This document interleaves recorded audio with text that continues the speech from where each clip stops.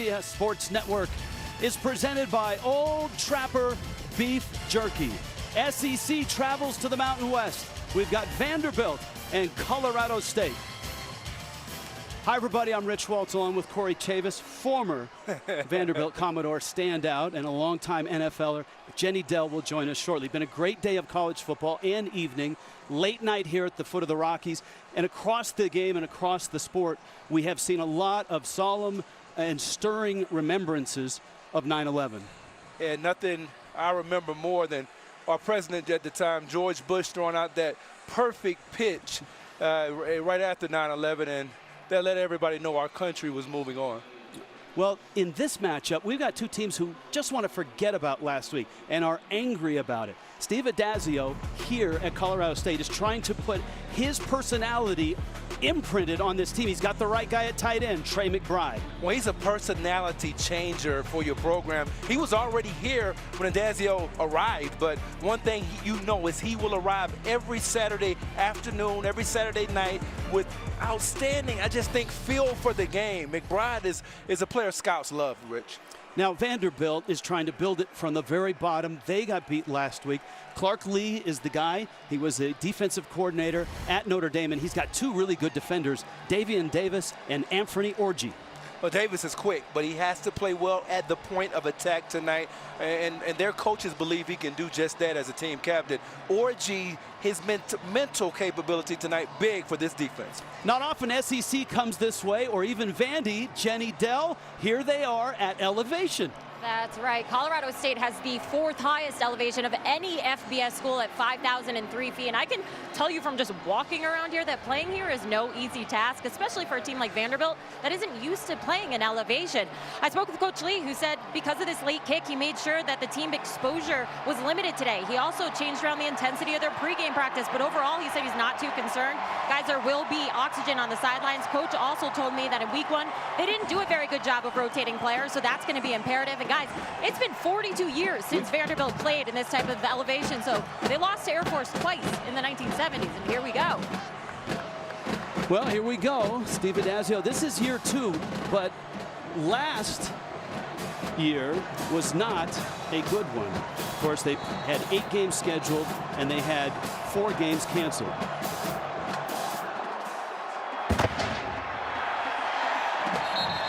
That one is through the end zone. And so Colorado State wearing orange. They do it once a year. And this is a throwback to the days when they were Colorado A&M and Ag Day here on the Fort Collins campus. Todd Centeio, the senior quarterback, and he comes on for another start. Hey, we got someone in our ears. Centeio is a player, I think, Rich, that has to match his performance from a week ago. 1st and 10 from the 25. Play action. Centeio. Little toss there. This is McBride. Boy, that didn't take long before they got the ball to their fine tight end.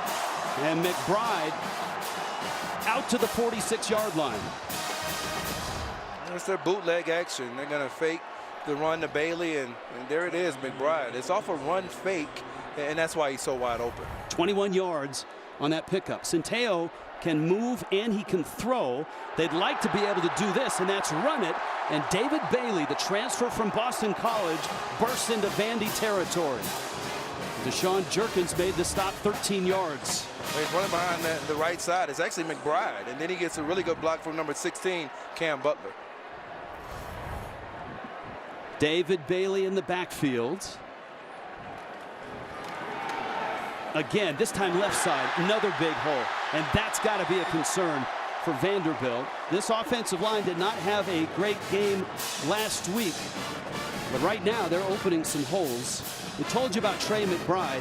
Dante Wright, number 22, is another guy to watch for on this offense. He really is, and his ability to be able to do a number of different things is something that Vanderbilt knows they have to match up with. Ball at the 34. Centeio play action. Lots of time. Fires. Middle shot. Caught there. That's McBride. Out of bounds at the 7. 27 yards. It's one of their base plays, and what they do is use right to run off the defense, and then they run a crossing route, and they match up McBride with Orji. And this is one of the plays they had a lot of success with a week ago, and they come right back to it early on this first drive. As Vanderbilt struggling to get off the field.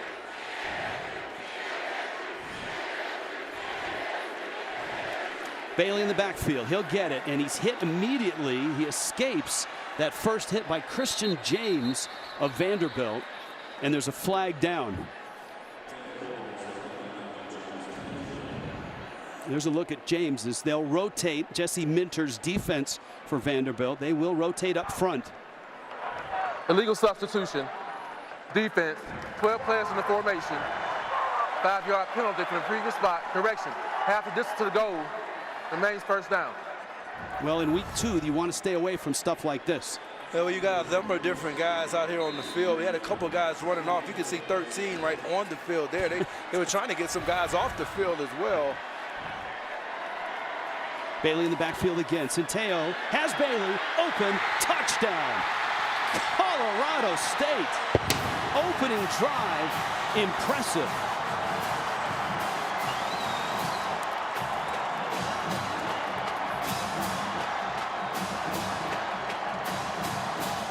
David Bailey, and a sizzling start for Todd Centeo.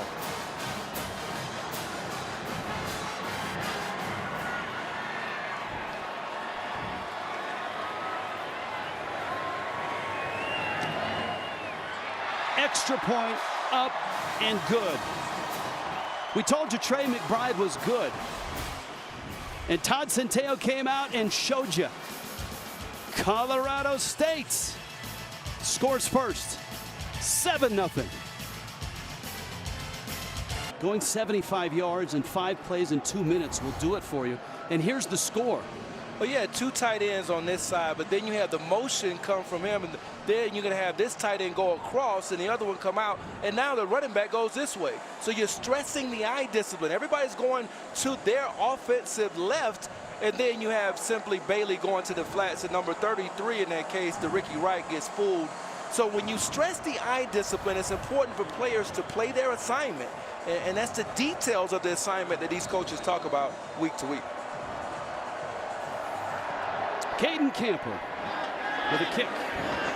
This is Patrick Smith, and he catches it and falls over. And that's going to cost Vandy some yardage. They'll mark it at the 7. And now Vanderbilt will try to erase the memory of last week. There is a flag down as we look at Ken Seals, sophomore quarterback. In an 0-8 season, he was one of the bright spots last year. As a freshman record, he threw for 319 in a matchup against Florida. And here comes the call from James Carter. Holding. Receiving team, number 36. Penalty is half the distance to the goal. First down. So not only did they get a short return, but also a hold. And Clark Lee is hoping that Ken Seals can get this offense rolling. Yeah, I think he's going to be the starter. And in terms of, we saw a little bit of a 2-quarterback rotation. We asked him about that this week, in fact, Rich. But he says Seals is the starter, and he has a pretty good relief pitcher when they go to number 5, Mike Wright. And Mike Wright's got a great fastball in terms of speed. Yes, he does. He is ultra quick. So this is Seals, who had some, as I noted, some bright moments last year in what was a very dismal year for Vanderbilt. And Raymond Davis gets the carry, and Davis is upended. He gets out to about the 7-yard line. Henry Blackburn made the stop. This is a defense led by Chuck Heater, the venerable defensive coordinator. They weren't happy they gave up 466 yards. They're more talented than that. Manny Jones, Scott Patchen up front, Cameron Carter in the middle. Yeah, they really are, and I think a lot of it was just assignments. We talked about assignments a minute ago. They were out of some gaps and gave up some uncharacteristically big runs. Seals will pull it, tuck it, and pay the price. Daquan Jackson, the first hit. And so it's going to be a 3rd down and about 4.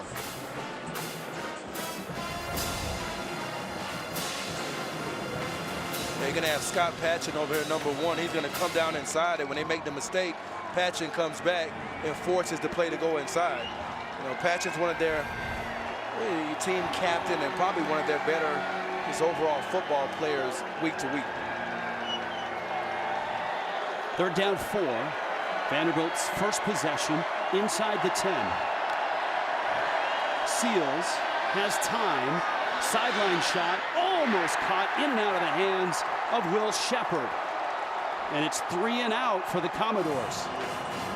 That was a pretty good throw that time, I thought, by Ken Seals. And when you get the one-on-one matchups, you see he identifies it, and then he makes a decent throw. And this goes a little bit off the outstretched fingertips of Shepard, who actually had a little bit of a step that time, I thought, on Marshawn Cameron. Harrison Smith, very good punter. In fact, we've got 2 outstanding punters in this game. You see Smith last week, 43 yards per kick. Ryan Stonehouse of Colorado State could end up being one of the best punters in NCAA history before it's all said and done. That's a gorgeous kick. I mean, way back there. Caught, falling over at the 39-yard line was Dante Wright. Colorado State with the ball up 7-0. Corey, we have just started this football game. Colorado State 7-0. They get the football back. Corey Chavis didn't take them long to get into the end zone. No, it didn't, and it all started with the simple bootleg. They get McBride out, and it's a naked bootleg, and the defensive end is not in position. Then Bailey, who didn't get going a week ago, he not only gets going in the run game, but also in the passing game. All right, let's go down to Jenny Dell, who's right in the middle of it. Jenny? Yeah, well, the emphasis throughout preseason camp for Colorado State was the pass game. Coach Adazio felt that that was the area that needed the most help. So last week, the Rams ran 89 offensive plays. 49 of them were attempted passes. But the offense, it had no balance. So the practice plan changed this week. Adazio said, you know that 60-40 mix, that's going to shift. We're going to get that run game ready. We're going to have one of the better offenses around. And guys, Adazio said himself that pass first is not his style. He seems ready to revert that run game. We saw it right there. So expect to see a lot of David Bailey carrying the ball tonight. We already saw it in that first play. Well, Centeio's going back and scrambling. He's got speed, gets to the edge, up the field, out of bounds at the 49-yard line. As you pointed out, Corey Chavis, and you played defense at Vanderbilt, there are athletes on this defense. If you are still in that backfield right now, what adjustments do they have to make to slow this down? Well, the first thing they've got to do, at least in this game so far, they've got to protect the edges. If you do not have contain against an athletic quarterback, you're setting yourselves up for trouble. Bailey left side, and yards after contact at midfield, and he ends up at the 42 of Vanderbilt. So we talked about Anthony Orji, and we talked about Davian Davis. What about the defensive backfield? Gabe Judy Lawley and Jalen Mahoney, especially on the corners. Well, they had some struggles, I think, a week ago. Now, both guys have played significant football. They even have some of their backups, like B.J. Anderson, who started games. He even has 9 starts. So they've got some experience, even have Alan George, but they've got to defend the deep ball a little bit better this week. 2nd down and 2. And Bailey inside the 40 has the first down. And now, Corey, your keys to the game. These are Chavis' choice. Well, locate number 22. We already talked about him, Dante Wright. He's a speed merchant. You can't give up a big play to him down the field. 5 or more explosive plays on offense. They're not going to be able to have 10 and 12 play drives. Negativity for that Colorado State defensive front with tackles for loss. And Ryan Stonehouse and this kickoff unit as well control field position and make Vanderbilt drive the length of the field. That's the other thing about altitude, Corey, is the kicking game suddenly gains about 5 yards. Little slant, nice throw, and E.J. Scott makes the catch. And Centeio has been impressive. He's thrown from the pocket, he's thrown from the move, and he's been accurate. He has, and you got to give John Budmeyer some credit. Now, right here, you see nobody in the backfield, and he's throwing from an empty formation, which means nobody's in, no running backs in the game, but the running back is in the game, and they're out wide. And that's one of the things they talked about doing this week, displacing their personnel. Marcus McElroy in the backfield. 2nd down and 4. Colorado State with the lead and on the move, and McElroy busts in to the 27-yard line. Actually, it was Ajon Vivens with the carry. And Vivens has a first down that moves the chains. And this time they go to pulling their guards. They also use number 84, Gary Williams, who I thought did a really good job blocking a week ago. Vivens. Vivens has a little more, I want to say, electricity than David Bailey. I wanted to choose my words carefully there, but I think electricity fits. I think you're exactly right. He has, when you see him in the game, you know it's a different running back in the game with just his energy. He's a very energetic runner. You saw the lopsided yardage total. 5 plays, 75 yards for a touchdown on the first possession. Second possession, they're already inside the 25. Centeo again, McBride again, and this time he has dropped. Ethan Barr and Anthony Orji were all over him. And number 33 that time, DeRicky Wright. You're going to see, here goes McBride. They're doing the same bootleg, but look at the chip by Wright, and then he gets up and gets in the face of Centeo, and there's an excellent tackle by Ethan Barr. Some help that time from Deshaun Jerkins. Timeout. We'll step aside. Well, it's a middle tight end screen. So he throws off the blocker. As a blocker, he throws off the defender. And actually that time, there was an opportunity for an interception by Rayshawn Wilkins. Watch number 94 come in. Well, no, the ball already had hit the ground. Our red zone is brought to you tonight by Verizon. Colorado State is in that red zone already for the second time. 2nd and 10. Bailey in the backfield. Trying to bounce it outside. Good pursuit. Nice play by Maxwell Worship coming up from his free safety spot to cut off the outside and force the play in. 3rd down and 9. Well, when you watch Orji, he's going to come in here, and the thing you got to make Bailey do is run sideways. If you can make him go sideways, then your players can help out. All of your players can help out, and that's a good job by the eyes of Orji on that play, reading coming downhill and making Bailey go sideways. And now 3rd down and 9. Do they bring the pressure we just talked about? 5 receivers, and Vanderbilt showing pressure. Centeo. Play clock expired. He was really frustrated. You could see Centeo screaming at his wide receivers. Delay of game. Offense, 5-yard penalty. Remains 3rd down. And that's a quarterback penalty to me. So every time you have a delay of game, that's always on the quarterback. Now, there's specific reasons why, like what you just talked about, Rich. He's talking to the wide receiver, but you have to find a way not to give up those 5 yards, particularly when you're in the red zone. Centeo rolling, firing, and incomplete. He was looking for Dante Wright, and this is going to bring the field goal team on. Caden Camper, the kicker for Steve Adazio. And some of you may say, hey, I thought his name was Adazio. It is Adazio. They've gotten off to a dazzling start tonight so far. Camper, he hit his first field goal a week ago, and then he missed the next one. But he has a pretty smooth stroke. And a big leg. You've seen he's hit a 50-yarder. Not this time. Shoots that one wide right. So a nice drive, but a big hold for Vandy. And they keep it at 7-0. Caden Camper. And it's still 7-0.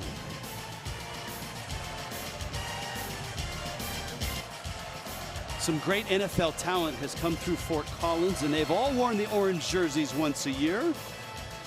It's a throwback to Ag Day when they were Colorado A&M. Now, defense on the field, and let's see if Vanderbilt can move the football. 6.5 minutes left. First quarter.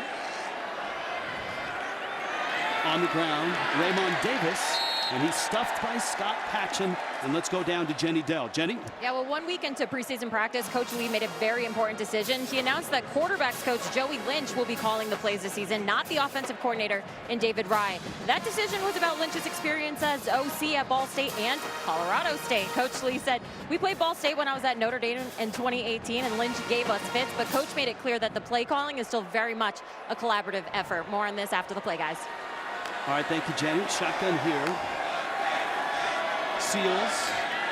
And that's going nowhere. This defensive front, led by Manny Jones, smothering Davis. Bring up a third down. Jenny? Yeah, and as I mentioned, Lynch was the OC at Colorado State just last year. Coach Adazio said he knows all of our calls, our signals, our players. Just add that to the pressure of tonight's game. Guys, Adazio told me he wanted Lynch to stay with the Rams, but you know that Vandy SEC money talks. Well, yeah, it does. What does he dial up here on third down and 10? Well, I think one of their big third down receivers from a year ago isn't on the field. If you can get another matchup at the top with number 14, Will Shepherd, that might be where you want to go. There is skill and some explosiveness outside. Blitz, pressure, Seals throw, in traffic, caught but no gain. Davis the catch, and Vanderbilt has to punt again. Well, their right tackle is having some problems with Scott Patchen. You see, we got a good shot of him there, but Patchen's going to come off the edge, and he really just gets around the combination of that offensive line, and Seals, all he can do is get the ball off. Patchen, he was a productive player at Miami. He played alongside Greg Russo, first-round draft pick, but he's also been productive here, first team All-Mountain West a year ago. Dante Wright is deep. Harrison Smith had a booming kick, and man, he just skies this one. Ain't altitude great? Oh, and it's touched, and it rolls back into the end zone. Wright's trying to get out of the end zone. He does. Let's see if he can find a lane. He does, and he's all the way back to the 20-yard line. Well, that was an adventure, and another great kick by Harrison Smith. Anxious moments for Dante Wright. Rams with the football and the lead.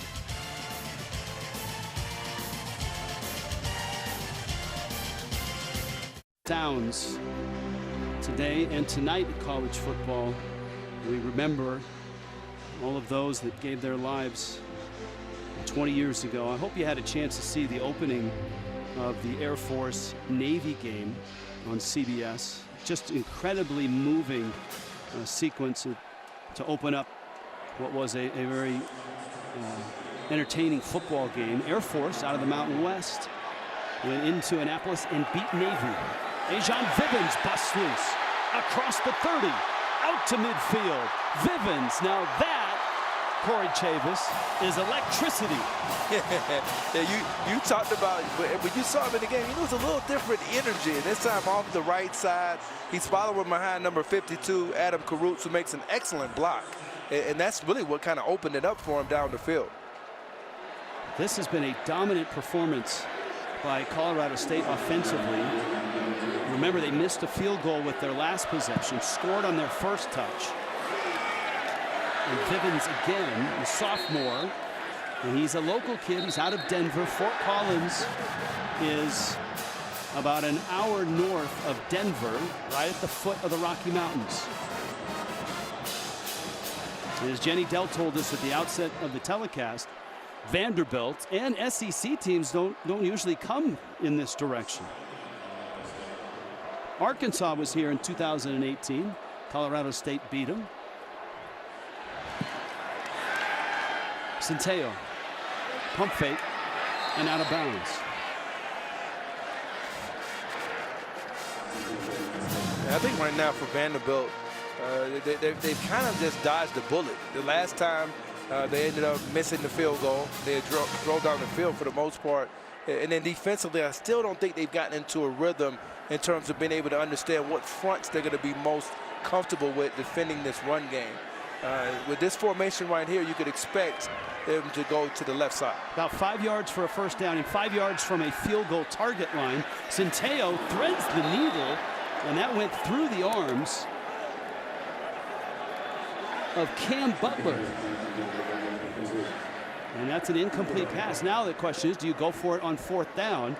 Now remember, Steve Adazio, here's the throw. Maybe it was tipped. Nope. No, that was off the hands of Butler, and it was a pretty good throw that time by Centeo. In terms of, you've got him a little bit on the ropes. You do also have one of the better punters. We talked about controlling the field position. If you can back them up, they haven't proven they could make it first down. Now Stonehouse, this is end over end, and it lands and bounces over the pursuit. And so Vanderbilt will at least get back away from their goal line. It's a 40-yard punt. Competition heats up in the Carolinas in the NWSL. Two of the top teams, the Thorns and the Courage, tomorrow, 3 Eastern on CBS Sports Network. Rich Waltz, Corey Chavis, Jenny Dell. You see Joey Lynch in the middle of that. So here's a question for you, former Vanderbilt Commodore. Whether you're Clark Lee or David Rye or Joey Lynch, what do you want this offense to be? What are they trying to install and instill offensively? Well, it's an NFL-style scheme. I mean, you got to remember David Rye was the wide receivers coach for the Arizona Cardinals. We'll get into it more after this play, but a little pitch on his way around, and that's Body. And Body's going to get to the 21-yard line, maybe a gain of 2. But I think when I watched them so far this season, they've only got one game to parcel through. You can see that they want to do they want to spread you out with 3 wide receivers. They want to use their tight end both in line and flex him out a little bit. They tried to establish the run. They want to be an inside run team, and they're not running a lot of perimeter run plays. And they can mix in a little bit of play action, and Boot Wright comes in for more of the changeup. 2nd down and 8. Body again in motion. Seals to throw with time over the middle, nobody open, and it's incomplete. How long does it take to install and then perform with that type of offense? Well, I think it takes a while if you can't get comfortable with the offensive line in terms of the quarterback play. And they weren't comfortable a week ago. You see Seals is still he's really having a problem with as much time as he's gotten in some of these plays tonight, even with maybe figuring out where he wants to go. I think Chris Pierce, number 19, though, along with number 7, Cam Johnson, they got to get those guys involved on these types of downs, 3rd down, too reliant on Shepard a week ago. Yeah, Johnson had some huge games last year in the SEC, and that is just enough for a 1st down. Devin Body Jr. out of Memphis makes the catch. It's a good route to get to the sticks and beyond. Well, it's right here. You're going to see him come up and curl up. And Body really played well in the 4th quarter a week ago. Watch the quickness out of the route, Rich. And he kind of slips, actually, that time and almost fell down. So it was an anticipatory throw by Seals. Luckily, he stayed on his feet, or that could have been an interception. So they don't want to have any mistakes like that. First down for Vanderbilt. And back on the ground, this is Rocco Griffin. And this front, and that was Toby McBride. He is the brother of Trey McBride. And he's been injured. That's Toby. They're both out of Fort Morgan from a big, active family. Yeah, he's right here off the edge. He's played a little bit on the defensive end and inside at defensive tackle. Watch him close down the line of scrimmage. When you watch him a year ago, they play him a little bit inside. Sometimes he'll play over the tackle. He's got good quickness, and he's also a guy that's pretty strong in the upper body. Seals going to keep nothing. McBride again.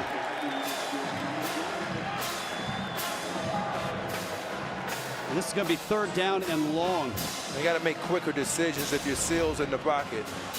Right now, you had a little bit of a bust that time with the running back, and you thought maybe he was going to be in for the play fake. He wasn't.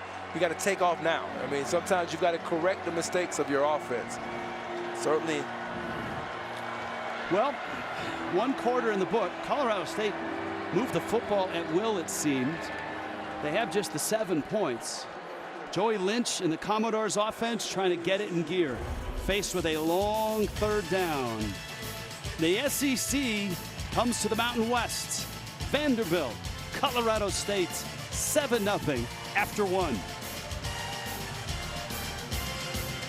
Let's take a look at our Dr. Pepper Fansville cam. This is a great tailgate stadium.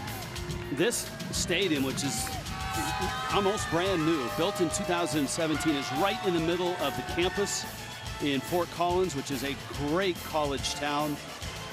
And they were lining up to get in here, get their barbecues going. and get inside. They want to see if the Rams could bounce back from last week. Vanderbilt trying to do the same. Faced with a long third down now. Vandy at their own 30. Third down and about 12. Seals in the pocket again is dumped. Ball's loose. Who's got it? Colorado State's. Scott Patchen with the football.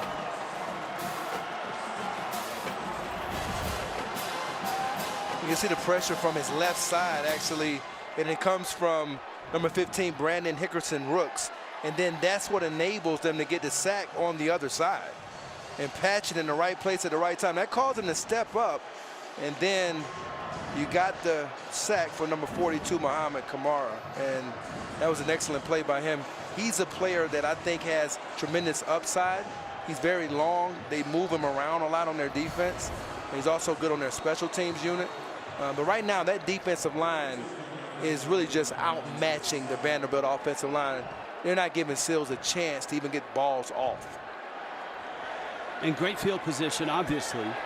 27-yard line of Vanderbilt. Centeo play action. And it's incomplete. That was McBride. He wanted a flag. Chase Lloyd on the coverage. And an excellent play by Lloyd. And Lloyd covered a little bit. He's from Westlake High School in Georgia, and he actually was a receiver in high school. And he gets there a little bit early maybe, but the officials letting him play. And when you're 250 pounds, they're going to make sure that you earn that contact. Sort of the Shaq rules is what you're saying? He's boxing out everybody. Bailey. Boy, Bailey. And he was a good player at Boston College as well. He was, man. 2019, he ran for almost 850 yards. Yeah, and he was running with A.J. Dillon, who was their other lead back then. And you almost looked at him as the changeup you were talking about earlier with A. John Vivens. He was kind of that changeup at Boston College. I've been waiting to see him look like that again. Tonight looks like the first glimpse. It's a 3rd down and 3. And a big hole. Bailey is through and in for the touchdown. 20 yards.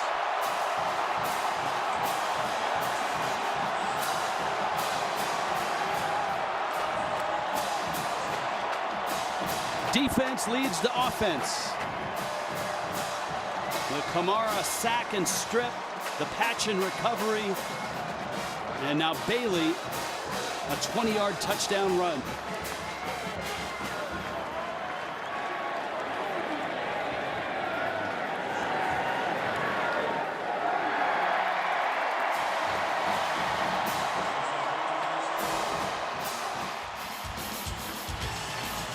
Kamara makes the strip, and then Patchen, he says, guess what? I'm going to give you an opportunity, Bailey, to go in. And he finishes for the score. A quarterback on the 24-hour home of CBS Sports. Corey Chavis, what happened on this touchdown? Well, it's about double teams. Double teams. You get double teams from both of these guys right here. Your center and your guard and your guard and your tackle. And now the running back has to show that he has the vision to work off of those double teams. Look at both number 94, Rashawn Wilkins, and number 9, Davion Davis. They get moved out of the way. An excellent job by Elijah Johnson finishing off that block on Davis. Kick through the end zone. Now, obviously, it was Seals, the starter last year as a true freshman. Last week, 20 of 35, 195 yards. And Davis busts loose. Ramon Davis across the 35. And it's good to see Vandy's offense with a positive run. 15 yards on the carry. Well, he's inside, and you're going to end up seeing another double team right here.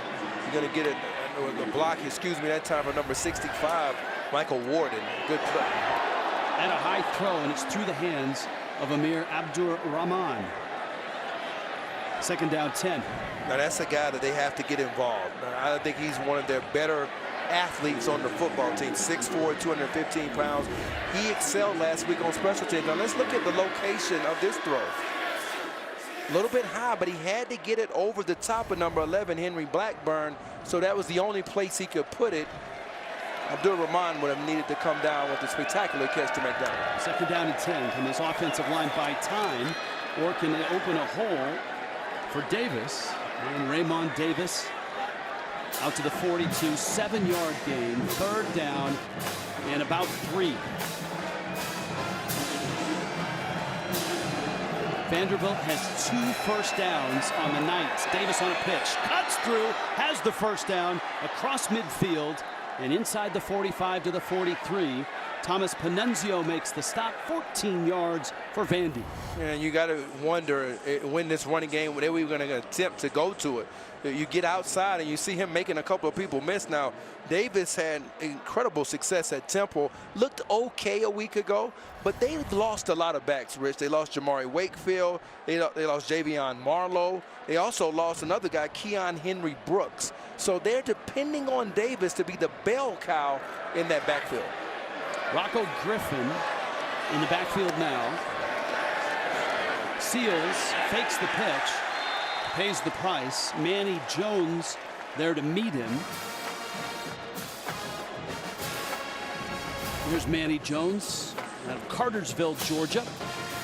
And Jones shows good discipline on this play. Surprised he wasn't mentioned as one of the NFL prospects.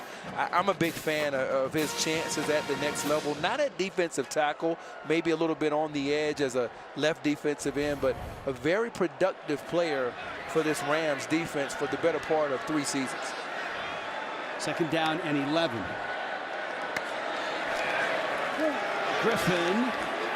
It's a heck of a play. That's the 3rd play we've seen Toby McBride make.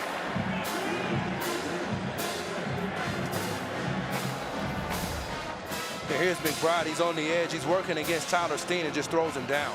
He throws down their best offensive lineman, and he does it easily.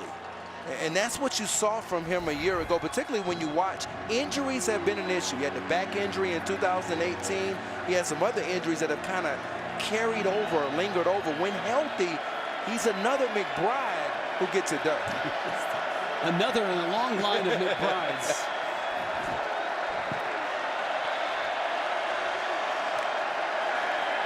Seals, blitz comes, throws into that blitz. Caught by Body, close to the first down. Inside the 40 to the 38. If you're Vandy, you're moving the football. You going for it here on 4th down? Well, I wouldn't huddle. I would have went with a no huddle on that time right there. Maybe pick up the pace and go right. Because you can only go really speed up the pace with a successful play. That was a successful play. Now the huddle, they want to get it right. But I thought that Colorado State was a little off balance. You see them taking some players off the field now. I still want the pace to pick up from Seals to really get some more urgency going with this offense. Got to get to the 34.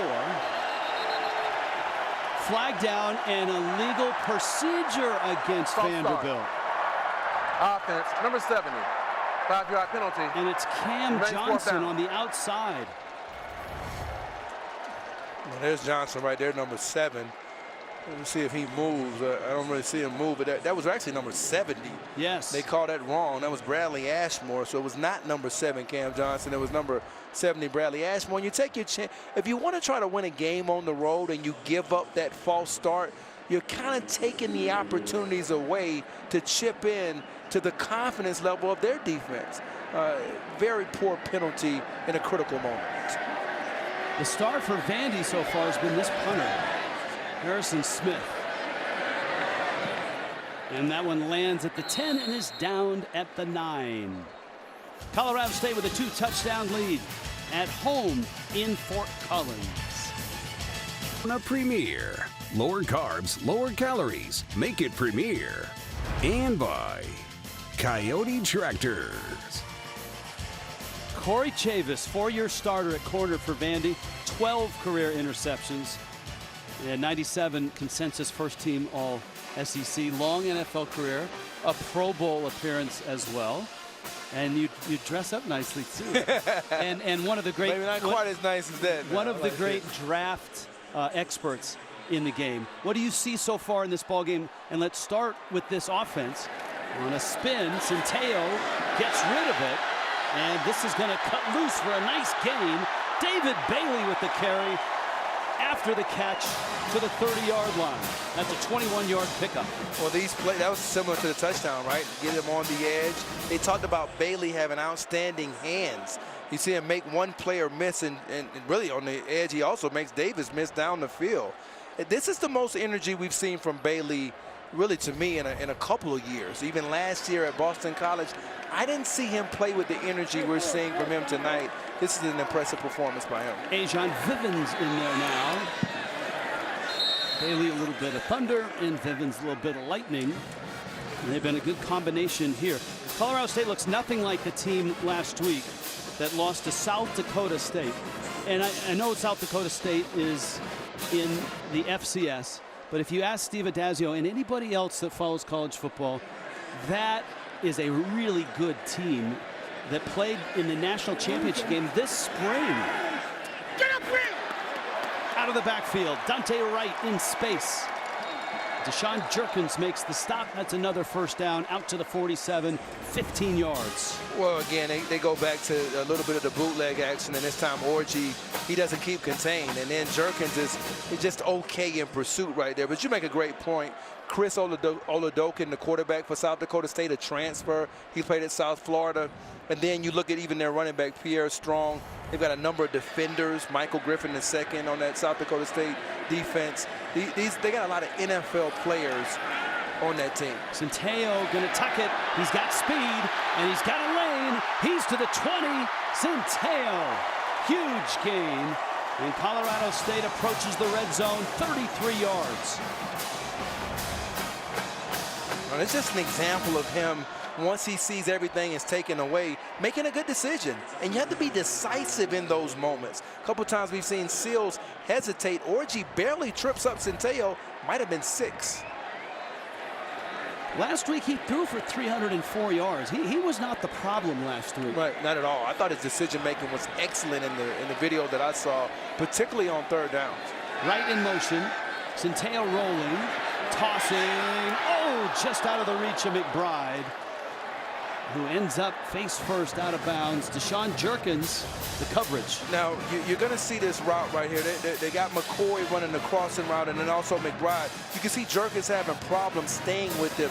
Go back to Jenny Dale's report earlier about the altitude. These types of long drives wear down a defense. She asked me what I run out here when I came out. I used to train in Denver. The altitude does take some getting used to for me, particularly on these drives that go this long.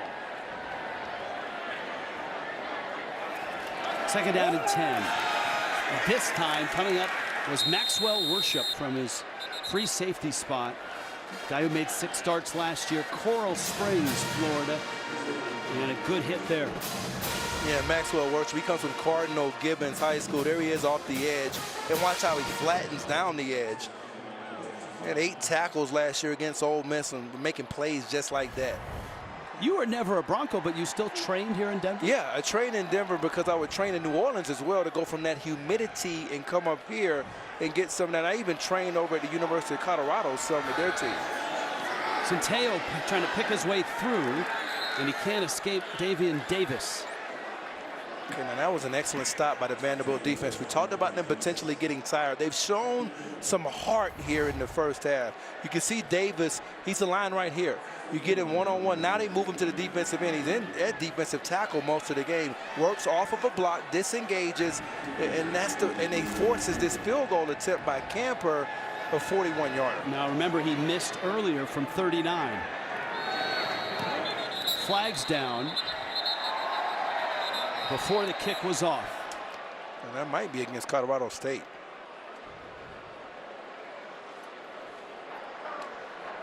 False start.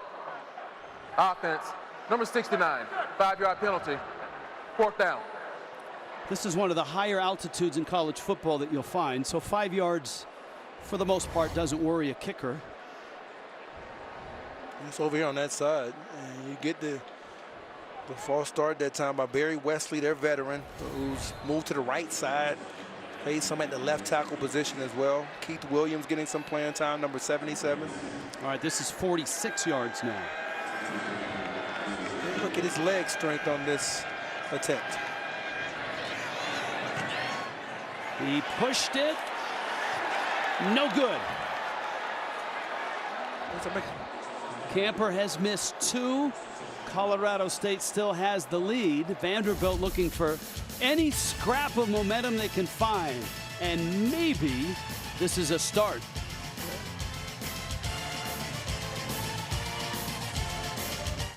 Fansville is back, and everything has changed. College athlete. 14-0 Colorado State. It's time for tonight's Corona Premier Player Profile, and we're going to highlight a Ram, Marshawn Cameron. He started skateboarding at 5 years old, and by the time he was 13, he was one of the top skateboarders in the country, even winning an international competition in LA. He still has a scar above his right eye from when he fell off a roof attempting a trick when he was first learning to skate. And while he was skateboarding, he realized he was also pretty good at football, too. He's been through his fair share of injuries on the field, starting college football in fall of 2015. He's a 7-year rostered player coming off of surgery this spring. His first day of full practice was actually last week, but he's ready to give it his all. He said recently, tweeting out, "Look at every problem as an opportunity to improve. That's when you start winning." And guys, he still skateboards, occasionally putting out videos on social, but he's not trying those dangerous tricks anymore. I don't think his head coach has seen any of those videos, actually. And that's probably a good thing, as Bam Amina makes the stop. Here's a look at when he was a youngster. How cool is that? And that's athleticism. You talk about balance. And then listen, let's take a look at the cleats. Oh, he didn't. I was going to try to circle that. We've been circling everything else. The cleats on the skateboard, that's tremendous balance. And Cameron, a pretty good football player as well. Let's see if Vanderbilt can build on their last possession, because for the first time all night, they moved the football. Raymond Davis is the feature back. Vandy's gone punt, punt, fumble, punt. And this is their 5th possession.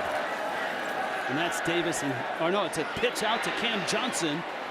And Johnson is across the 40, knocked out of bounds, and he's got the first down. That was pretty creative. That fooled me for a moment. Yeah, you end up faking the inside, and then you throw kind of just a little pass in the flats, and then Johnson, who's a punt returner, shows his strength with the stiff arm. Johnson last year had some big games. 14 catches against Ole Miss, 10 catches, 114 yards against Mississippi State. Last week, 6 catches, right around 50 yards. He's a 4-star recruit, one of the better recruits they've gotten at that receiver position. He's strong, and he's a very dependable player. Seals running out of time, sacked, swallowed. Scott Patchen again.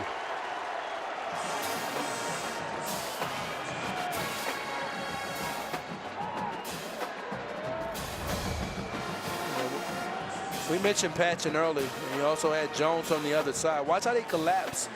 And that's called a snatch and pull maneuver on Tyler Steen. And what that does is you get inside the chest of the offensive tackle, and you pull him forward and propel yourself back. That was a snatch and pull by Patchen once he got a hold of Seals. Yeah. Oh.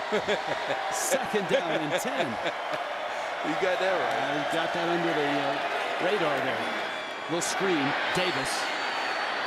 And Davis back to the 38-yard line. He's going to pick up about 8 yards. Patchen in pursuit ran him down.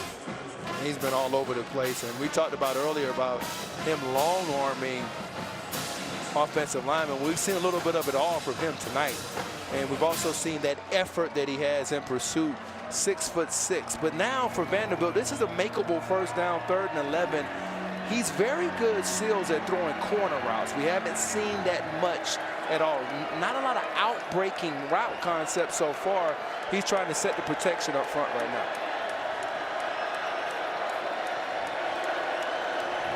Let's see if Colorado State brings heat. They'll bring 4. Seals flushed, dumps it out. Davis is surrounded and had no chance. There were 3 Rams to meet him. Daquan Jackson, the first of the 3. Now you got to wonder about the 4th down and 5 here.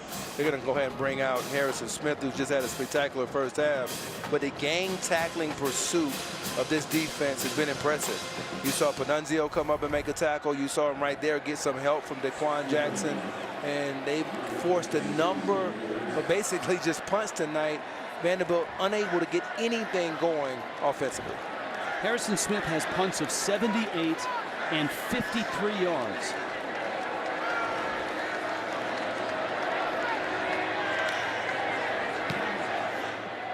He wants some height on this one. Fair catch called for. Wright makes it at the 19-yard line. 3:12 left, first half. Colorado State with the lead. They get the football when we get back. To Navy and wins 23-3. And it's been reported that Navy offensive coordinator Ivan Jasper has been let go as a result. How about Oregon without two of their best defensive, maybe their two best defensive players into the horseshoe, and they stun number 3 Ohio State. I thought Anthony Brown played outstanding in that game. Look at this. Iowa State had just a nightmare in the third quarter. It was a flurry of turnovers, a fumble return for a touchdown. And Iowa took advantage and won in Ames. Here in Fort Collins, Rams with the football and the lead. This guy, David Bailey, has been terrific. Bailey on the ground, now over 65 yards, 9 carries. Ethan Barr makes the stop for Vanderbilt. Well, you got an opportunity with Vanderbilt getting the football first in the second half to maybe just keep this clock, or think about draining this clock the rest of the half. And so the run game has been effective for you. The inside run game, we talked about those double teams that they're having on the defensive tackles of Vanderbilt. Get him the fuck out. You heard Jenny Dell talk about the mix of play calling and Steve Adazio and the Rams. What do you think of the mix so far in this first half? I think it's been very good. I think that what they've done is they've run the ball to set up some of their boot action, and they've gotten Centeio out on the edge. Very good balance. And here he goes right here again. Centeio, play action. Big hit. Cam Butler the catch. Butler is the understudy to Trey McBride, but he's had a nice career. 50 catches in his career here. Very athletic player, too. And watch him right here. But watch the tackle by Orji. Watch Orji come up and say, no way. Not even Orji. It's Orji along with the corner, Judy Lally. And that stops another potential. And now you got a chance to get the ball back. And guess what? You're finally going to get to see Stonehouse. You know, we saw Stonehouse, but he wasn't in a position to cut loose. He was just trying to pooch it. 2 minutes, 2 seconds left. Vandy's going to get the football back. The time on the clock. And actually, you make a good point on that pooch. It could have gotten down inside the 5. Yeah. Hey, it's halftime coming up. The Verizon halftime report. All of those stories that we talked about. Brent Stover, Houston Nutt, and Kevin Carter will cover all of that. All the highlights. Some big upsets. How about Arkansas? Yeah, they've got some receiving talent with Burks, Treylon Burks. So you can't be that surprised, but and then defensively, they started off so hot a year ago, Arkansas, that, you know, turnovers, if you're turning the ball over at Texas, in that game, they'll make you pay. Arkansas upsetting Texas today. All right, Stonehouse, his career average is 47 yards per kick. And if that holds this year, that'll be the all-time record in NCAA history.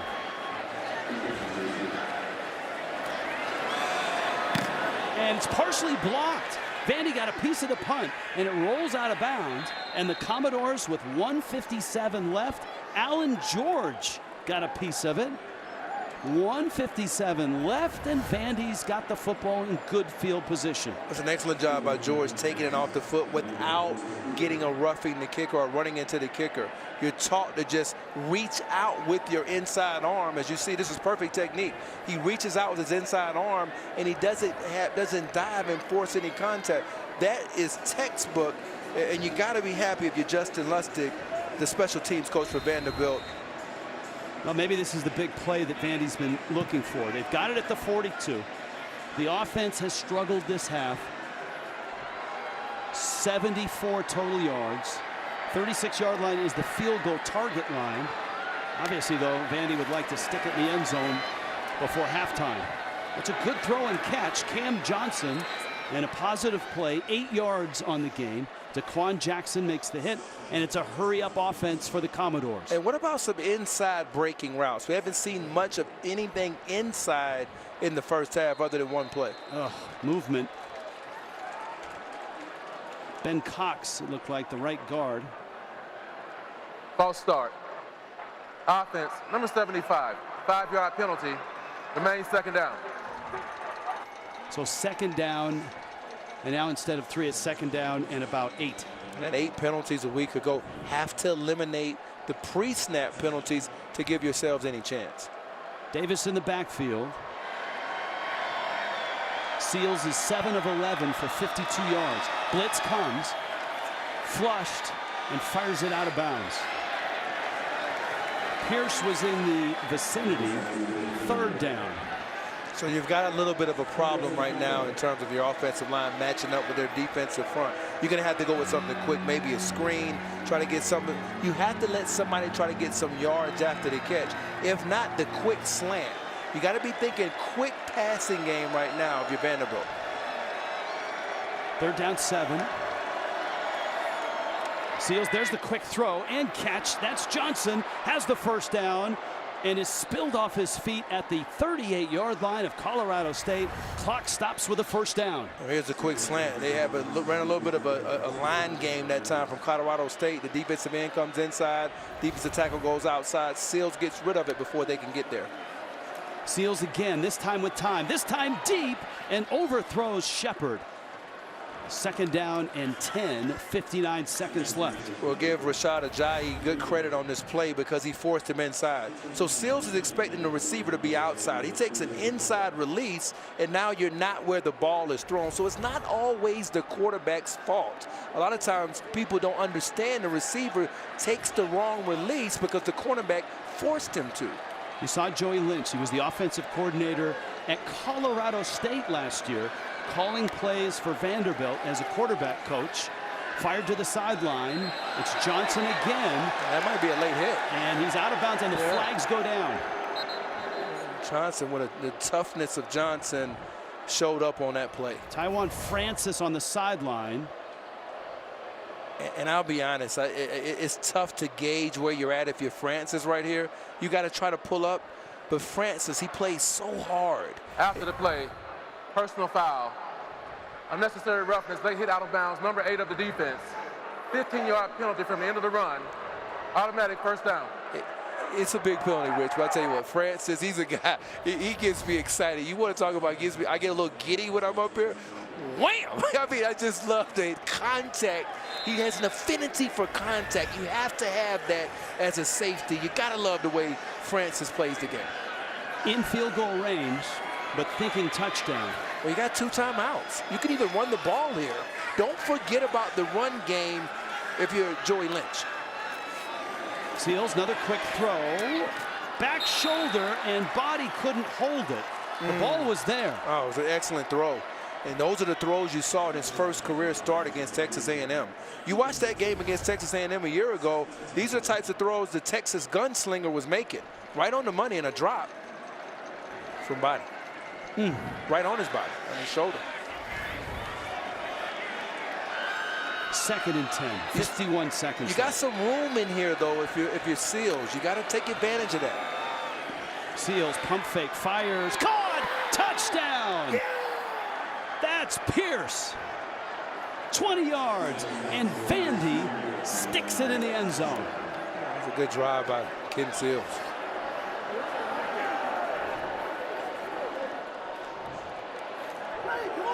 And remember the punt that was partially blocked that gave them the field position. Yeah, Alan George, guy who's a big-time special teams player. He plays on their kickoff, on their punt team. And he does a little bit of everything on defense. Extra point is up and good. Momentum turn. Vanderbilt is on the board. Well, you got to get the ball to Chris Pierce. He's up here at the top of the screen. He's just going to run a quick slant. We've been asking for this quick slant one-on-one. Now, he scored 2 touchdowns against Florida a year ago with moves like this. Just beats the corner off the ball. It really turns into more of a skinny post. And look at Seals, the instincts to make the good throw. This is the matchup, guys. Cameron one-on-one. It's a miss. No gain. 2nd and 10. Davis in the backfield. Play action. Seals a throw. And it looked like Pierce may have slowed down just at the wrong spot. Rashad Ajayi in coverage. And you've seen in this release by Pierce, he gets Ajayi on his heels, and he's open. And again, an inaccurate throw. And maybe there's an issue with the timing sometimes between Pierce maybe he was expecting an outside release between Pierce and Seals, because he was open inside, expecting that ball on the inside shoulder. And you're right, there was no slowdown. That was just a bad throw. 3rd down 10. He has time. Almost picked. Almost to the house. Nunzio, the senior, the former walk-on.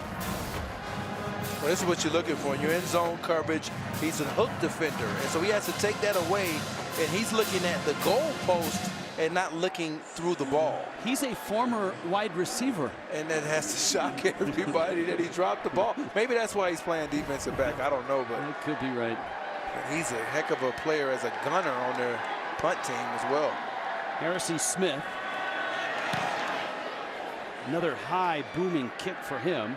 Fair catch called for and made at the 28-yard line by Dante Wright. Well, the scoreboard is just 7 points. When you compare offenses tonight, it's a huge gap in Colorado State's favor.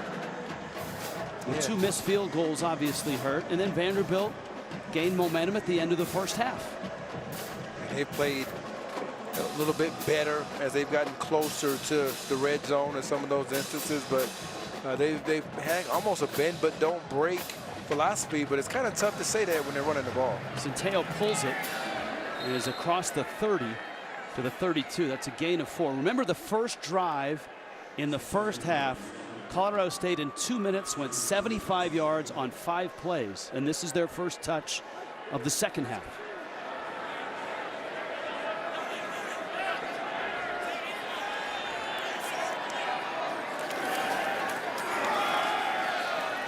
That's David Bailey, close to the first down, short by about a yard. Davian Davis made the stop for Vanderbilt.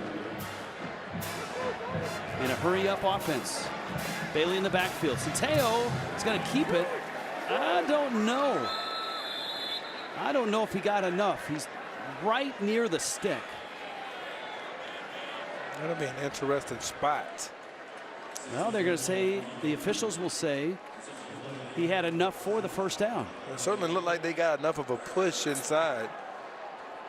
You'll remember last week that it was a 4th down and 1 that turned the game late when Colorado State went for it, got turned away, and then South Dakota State would score right away. Centeo, diving interception. How about that? Jalen Mahoney, big play for Vanderbilt. If you're looking for somebody to step up and make a play, you would expect the South Point High School, South Carolina product possibly to be that guy, because he gave up a couple of plays a week ago, but he's probably their best corner. And that's something that with 2 interceptions a year ago, Mahoney says, we're going to change the number around. You throw it and keep coming at me, I'll dive and take your lunch money. Wow. And this Mahoney has got the Commodores on their side of the ball. Colorado State. 2 days ago, we talked to Clark Lee, the head coach at Vanderbilt, and he was one of the first to hug Mahoney. And one of the things he said was he needs to impart to his team, we've got to take the scoreboard out of the equation. He felt that his team last week, when they fell behind, was deflated. This week they fall behind 14-0, not deflated. It's 14-7, and now they're right near midfield on 1st and 10 after the turnover. Davis bounces off a tackle, gets back to the original line of scrimmage. He talked about insulating the program from outside opinion. You know, they can't be defined by our self-pity. Like poor old me, the scoreboard watching. And that's been something that, you know, a lot of different teams at Vanderbilt have had to overcome. But, you know, one thing that he's been a part, Clark Lee, of a team that actually, I think, set the framework for the bowl team in 2008. That was the first bowl team all the way back from 1982. And so he knows about the process. A whole lot of movement and a lot of flags.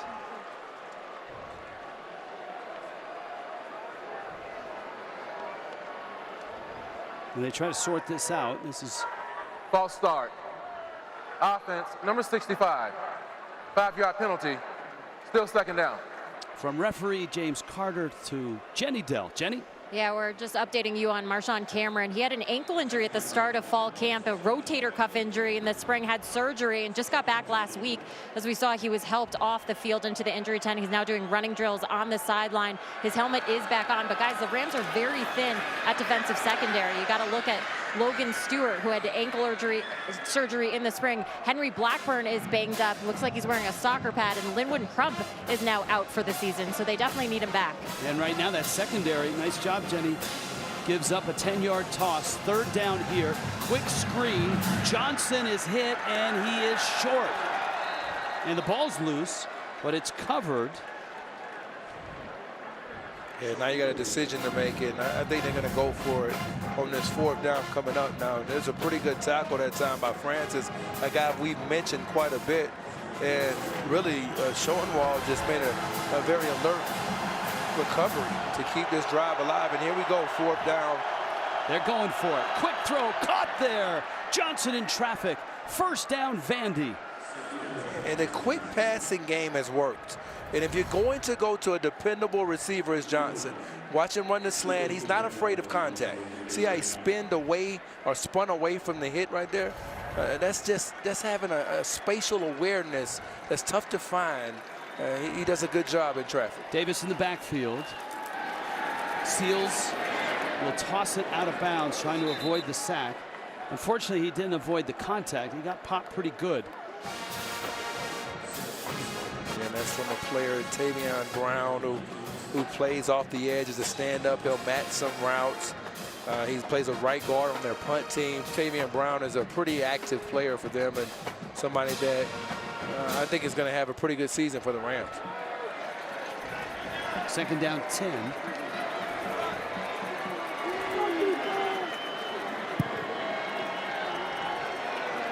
Inside the 40. Blitz comes. Seals throws. Sideline. Caught by Johnson again. Circles around inside the 35 to the 34. And this is third down and manageable. Back to that last throw. Well, he's under pressure. McBride is left free, and he has to take another shot, but he makes an accurate throw. Seals' toughness has never been a question mark for Seals. They're in field goal range. Seals throw, sideline, incomplete. No, that's a catch. Did he catch it? That's he got it. Unbelievable. Yeah, Chris. At the 8. Yeah, similar to the catch a week ago. Just give him a chance. He's 6'4", 230. Oh my goodness. Oh goodness, what a catch. 25 yards. And you're going and go right back to the matchup again. He's down here at the bottom. Griffin, when the ball arrived, he was so wrapped up, and it looked like from our angle it came out, but it never came out. Yeah, well, he's done this a lot over the last 2 years. And that's interference to begin with, and that's an unbelievable catch to finish. And Vanderbilt is inside the 10. Well, he's a matchup problem. I mean, again, 4 catches, 97 yards, and 2 touchdowns against Florida last year. They couldn't tackle him. He actually had a touchdown last week that got called back, a 38-yarder. Shepard's at the bottom of your screen on 2nd and goal. Davis in the backfield. 4 men come. Seals throw, caught, touchdown! Cam Johnson, and Vanderbilt is about to draw even.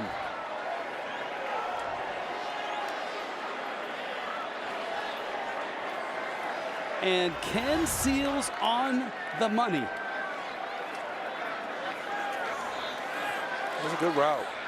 And right now you got Francis saying, what's going on? He's asking his defenders, where is the help? 2 momentum plays. First, the block punt. The interception here early in the 3rd. And Vanderbilt has turned both of those into 14 points. In a game that Colorado State should have been leading 20-0, it is 14 apiece. This, the pick. Jalen Mahoney with the interception. Then this. Chris Pierce Jr. and 11. Vandy shows pressure. They come with a blitz. Quarterback draw, and Centeo is short of the first down. But a good read by the quarterback for Colorado State. Well, an excellent tackle. I mean, that is an unbelievable tackle, one-on-one. And now here comes the punt team with Stonehouse. You heard the crowd. They were calling for Steve Addazio to go for it. No way. Remember last week on 4th and 1. No way. Not again. Then they'd be booing again. He got a lot of flack for that call a week ago. It's one thing to be aggressive, but got to temper that a little bit if you're this crowd. Stonehouse gets that one away. Johnson lets it bounce, and it bounces out of bounds.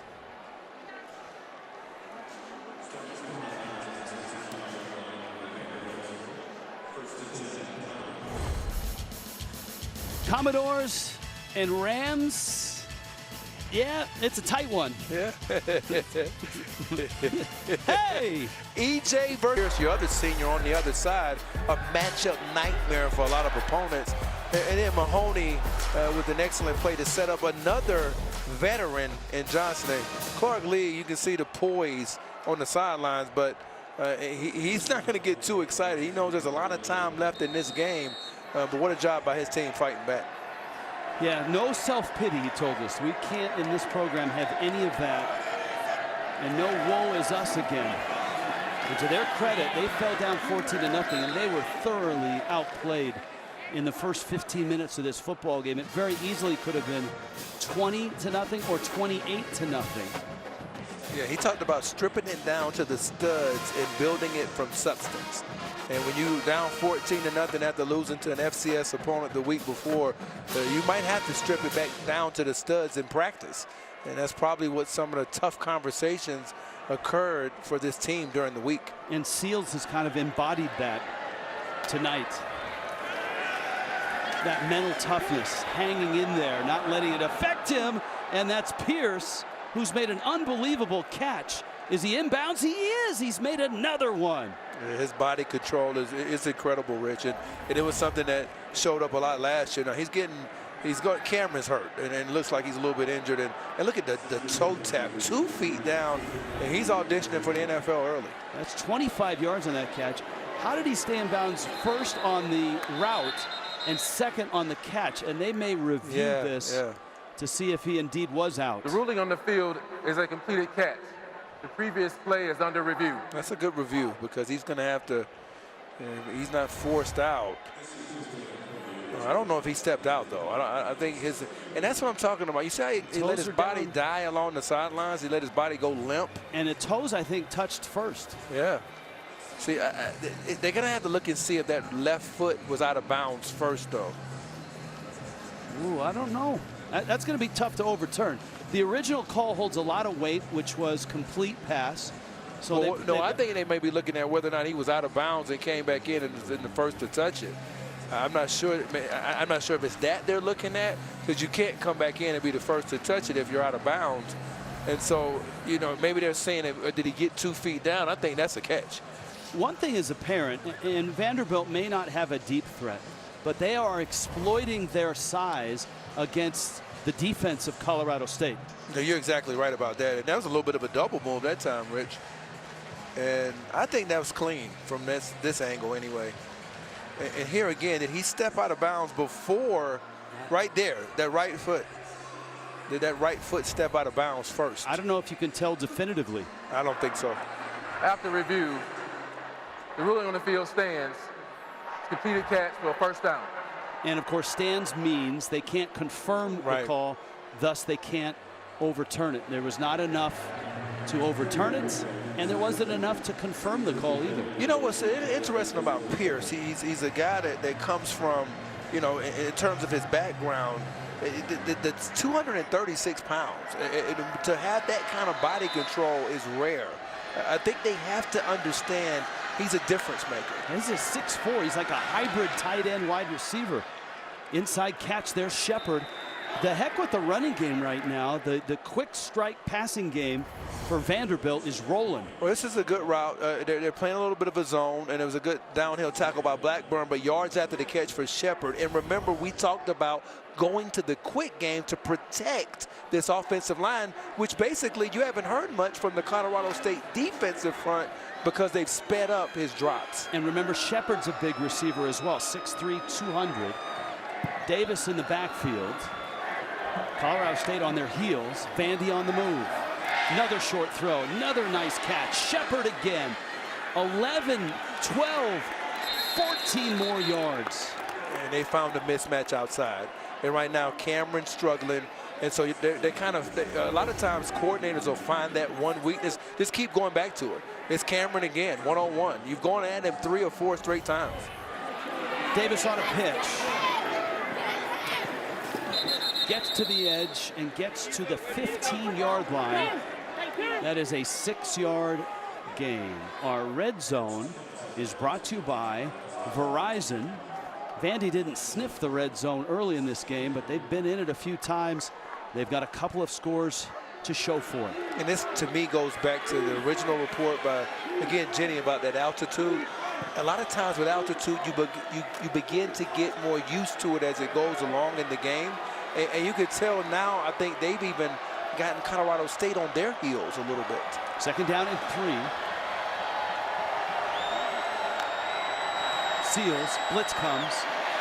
Off his back foot, end zone, and it's incomplete. Body is the intended receiver. Remember the other report by Jenny Dell about how banged up the defensive backfield of Colorado State has been. And that may be the bigger report right now, because right now, when you look at Cameron and how he struggled on this drive, and we've already seen some of the work that Pierce has put on against Robert Floyd.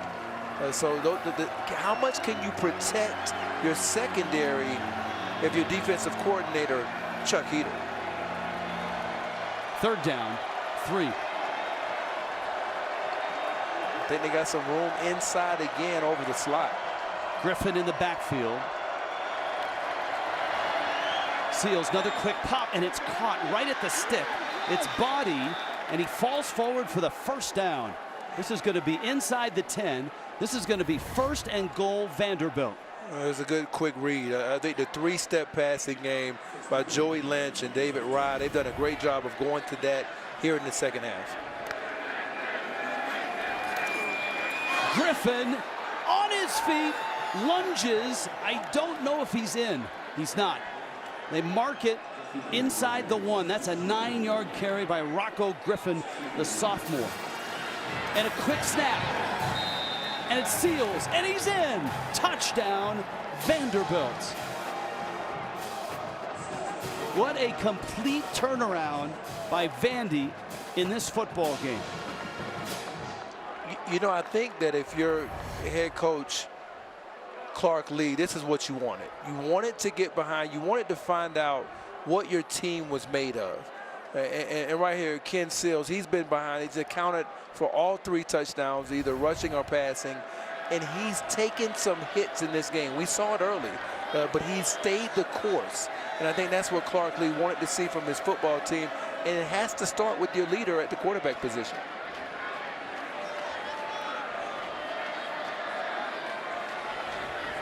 Joseph Bulovas. You got a couple of those watches, don't you? I am not a watch guy. I can assure you that. That one is up and in. You were talking about it earlier. I was like... Ken Seals and Vanderbilt are roaring right now. 21 unanswered points, and suddenly Vandy, trying to snap this long losing streak, is on top in Fort Bill. 21 unanswered points. Our Geico difference makers early in the game. Certainly Todd Centeo had a lot of completions in that first half and built a 14-0 lead. And how about Ken Seals now? 20 for 31. He's over 200 yards, 2 touchdowns, and no picks. Yeah, no picks. And I think that the one thing that's not on the stat sheet is the number of quarterback hits he's taken in this game, whether it's been a sack or a quarterback hit.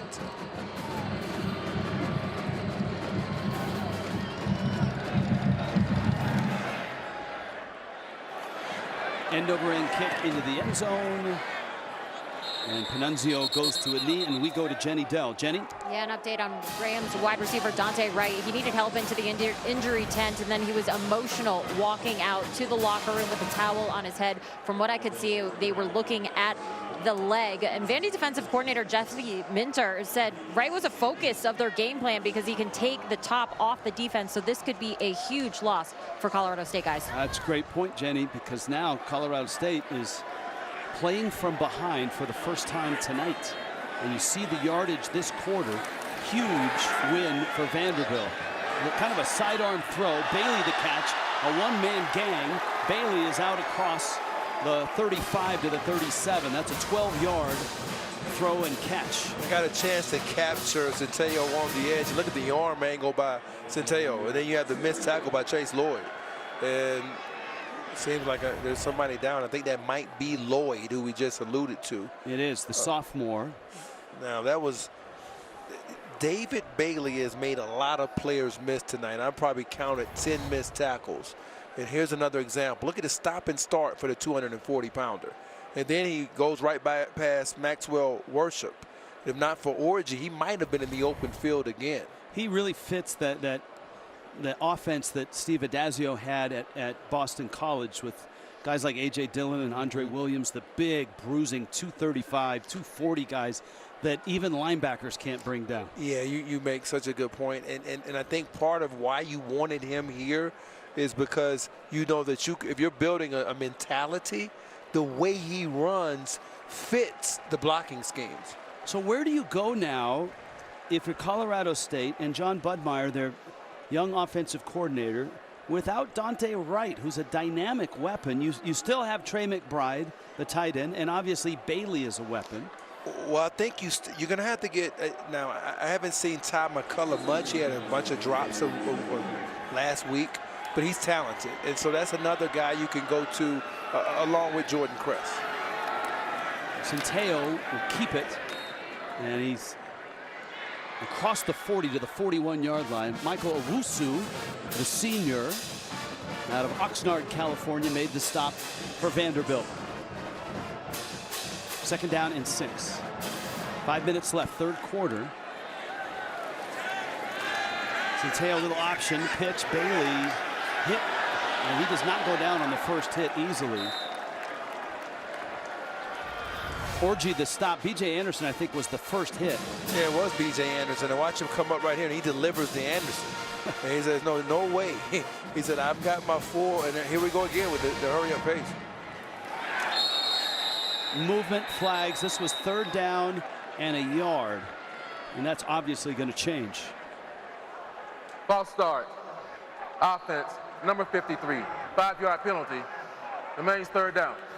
Colorado State had 8 games scheduled last year. They played just 4, and so they were a bit ragged in week 1. Vanderbilt in the SEC last year played 9 games. Yeah, Johnson has had a pretty good game tonight. Played okay a week ago as well. So this is third down and 6. Centeio rolling, stopping, little crossfire, tipped and incomplete. Great effort there. Marcus Bradley got a hand on the pass, and Alan George made a leap for it at the end. Oh man, and it looked like Ethan Barr also knocked it away, and right here you can see everybody's in cover, but you got another open man down the field. He can't get it to him. When you're rolling to your left, only John Elway could probably make that throw. I know Denver fans probably agree with me up here in Colorado, but there's not a lot of guys rolling left that can throw the ball 60 yards down the field. And John Elway's, he's in the front office now.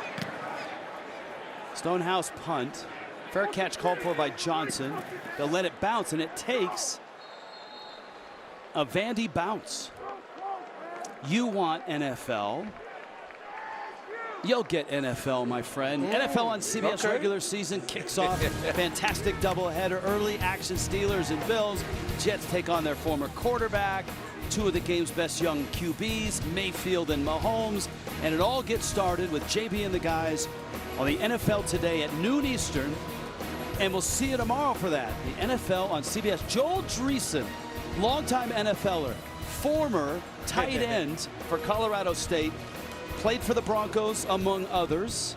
Also the Texans and the Jets. He was inducted into the Hall of Fame tonight, the Colorado State Hall of Fame. Vandy with it. Seals keeps. And he surges out to the 39-yard line. That's a gain of 7. That was a good shot by our crew because they got a shot of him with the more faith on the tattoo on his bicep. And I think that the guy that he mentors, yes, he has the faith tattoo as well. That's Trey McBride. Yeah. So I think that was something that I caught there. That was an excellent job of our crew of showing those tattoos because the guy that he mentors even followed with the tattoos. Yeah, the McBride brothers, who are certainly on this Colorado State team, both grew up in Fort Morgan, where Dreesen grew up. This is Body, and that play was really strung out. Yeah. And a good play, Cameron Carter pursuing from his linebacker spot. And I like Carter. I thought last year he played pretty well. You know, I think it takes him a couple of steps to get going, but he falls back pretty well as a linebacker. He's got good straight line speed.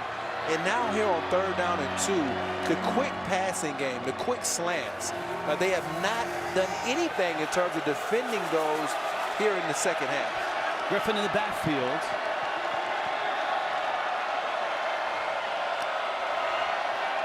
Seals looking for that slant. Good coverage this time. Incomplete. Shepard, the intended receiver. A flag, though. A flag, a late flag.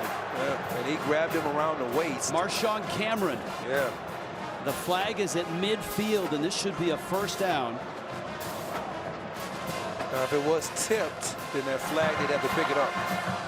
Pass interference. Defense, number 26. The ball will be placed at the spot of the foul. Automatic first All right, let's down. take a look and see if it was clean off of Seals' hands. No, it wasn't tipped. No, it was not. It was a tight spiral, and it really comes down to Cameron getting the hands here a little early, right there, and then again he grabs the left arm, and so Cameron, he's opening up his waist to the sidelines. He's not staying square, and that's when you're a little bit concerned about them running the go route. But they've been running the slant on you. Stay inside. There's been some big penalties for Colorado State that have helped Vandy. Remember the Trey McBride unsportsmanlike. Rocco Griffin with the carry. And now all of a sudden this running game is chewing up 7 or 8 yards a carry. Now Griffin's built low to the ground, about 5'6", 203 pounds. So he's a little tougher to tackle than you think, because even though he's only 5'6", 200 pounds on a 5'6" frame, you're gonna have a tough time getting a grasp to wrap tackle. And so him coming in as a change of pace, maybe you go back to him again here if you're Vanderbilt. 2nd and 2. Why not? They pitch it to him. He's got the 1st down and puts the shoulder down and bowls himself across the 40. Ends up at the 37-yard line. Raymond Davis and Rocco Griffin are a really nice 1-2 punch. Flag is down. Might be a holding call here on the left side. That was a late flag. Back at the 43. Might be a legal block. We'll see. I think that's Tavian Brown who's down. Brown, we've talked about him a little bit earlier in the game.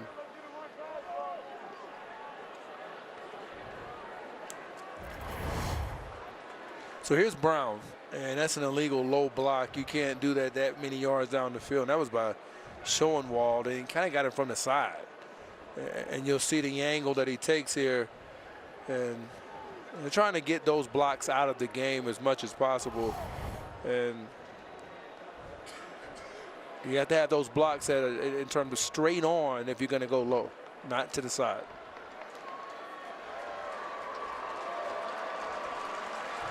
Brown is up.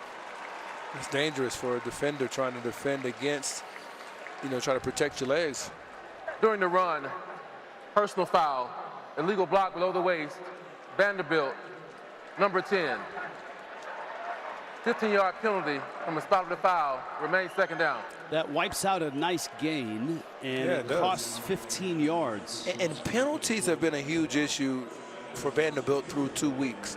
Last week they had 8 penalties against East Tennessee State, and tonight penalties have also been a factor. They're up around 6 or 7 now. Last year, they were well behaved. They didn't have a lot of flags last year. I'll say something about the penalties after this play. 2nd down and 12. Seals going to Pierce. He's had 2 incredible catches, so you're almost disappointed that he didn't make another one there. Yeah. All right, well, give me your thought on the penalties. Well, there's a couple of the thought process here, Rich. Sometimes penalties indicate you have a more aggressive team. So there's some teams that have a lot of penalties if you go back and look, and they're winning a lot of games. So you have to there's a balance between coaching the penalties too much, because you're going to lose some of the aggressiveness. And I think Clark Lee, with his mentality, he doesn't want to have a penalized team, but he definitely wants an aggressive team. Late night, Fort Collins, 3rd and 12, Vanderbilt. Early movement, no flags yet. Seals throws under duress, and it's incomplete. And that penalty, that illegal block, really took the wind out of the Vandy drive.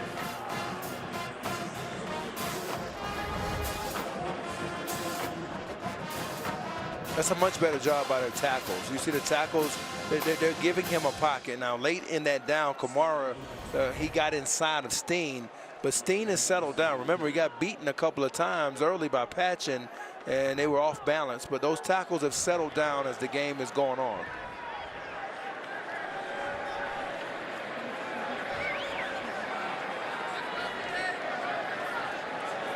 Harrison Smith. Man, that's another massive punt. Lands at the 5 and is downed there. My goodness. Oh, my goodness. I mean, that is, you're talking about somebody that not only is coming up for the moment, remember who's the punter on the other side, Stonehouse. He's making his own statement, and this is a little bit of a directional punt. This is 53 yards, my friend, and it checks up beautifully. He gets to the bounce back. It was not a drop punt. It was just a regular spiral punt, and it's just pretty good placement. Again, it's tough to punt directionally. You know, as a cover guy, you want to know where the ball is going to be kicked so you can be in good position to make a play. And that's one of the things that I've been most impressed about watching him over the years is the fact that he can punt directionally, and that's probably just as important as hang time. I think it's just tough to punt, period.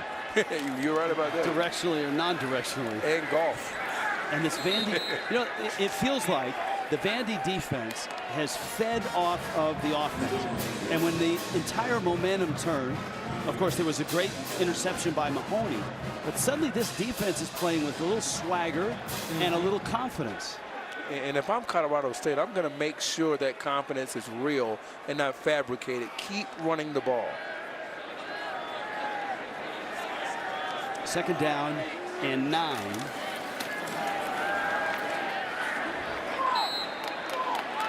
That's Davis with the penetration, number 9. And Bivens with the carry. He didn't make the play, Davis, but he got up the field and he penetrated it. That's really what he needs to do. He's not going to always be a guy that's going to be able to two-gap because he's not real long. But he is quick. He's actually not one of their longer defenders. His game is about quickness. Can you get your hands on Davis? That's how he operates inside. Colorado State has lost the lead, and they've lost their best playmaker, Dante Wright.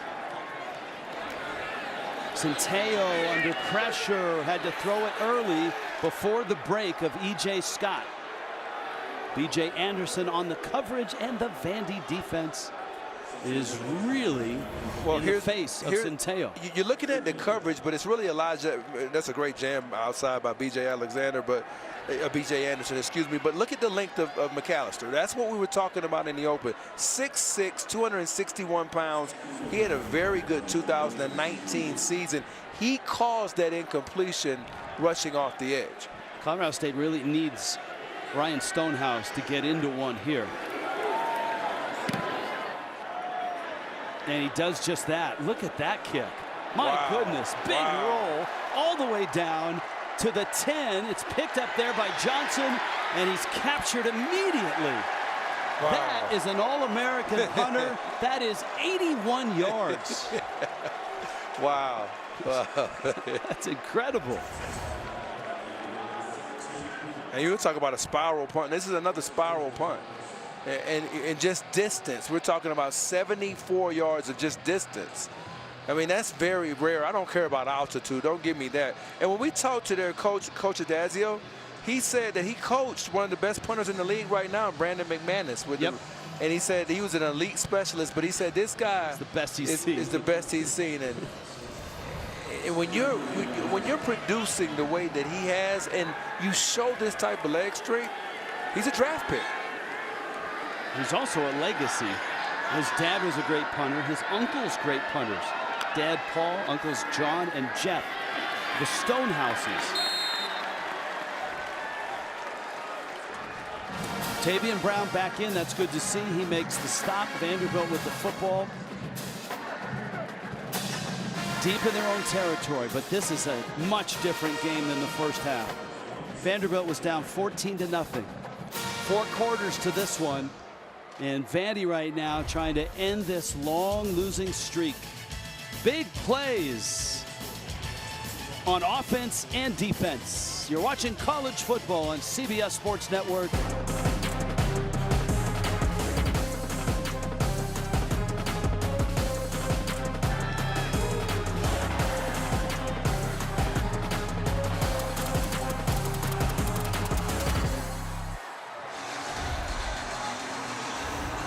Vanderbilt was down 14-0 with an 11-game losing streak off the canvas, 21 unanswered points. 4th quarter in Fort Collins, tight game. Rich Waltz, Corey Chavis, Jenny Dell.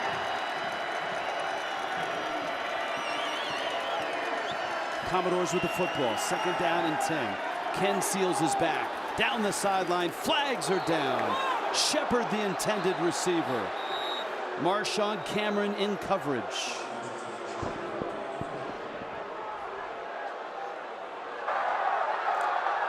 Pass interference. Defense, number 26. 15-yard penalty. Automatic first down. On the outside, and you can see him grabbing that left arm again. And give credit to Seals. If you're going to give me the one-on-one matchup, you're talking about defensive coordinator Chuck Heater. I mean, one thing about Chuck Heater, he has no problem challenging his secondary, no matter who's out there, to play some man coverage. And right now, Cameron is the guy that has a target on his back.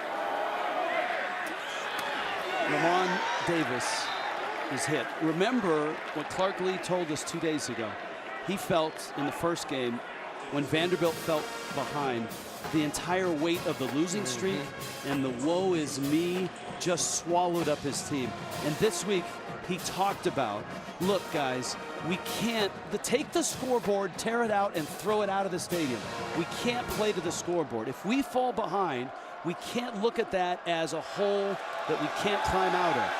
And here they've climbed out of a 14-0 hole to lead it by 7. Shepard the catch, Cameron with the tackle, and we go down to Jenny Dell.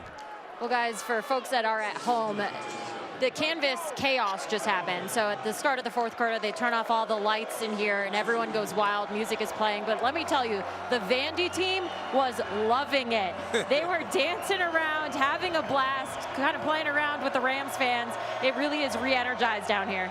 Yep, and insulate the program from outside opinion was also in that speech, Jenny. And this team, Vanderbilt, now has to try to finish, and that's a whole nother challenge, isn't it, Corey? It is, and this last play is indicative of that.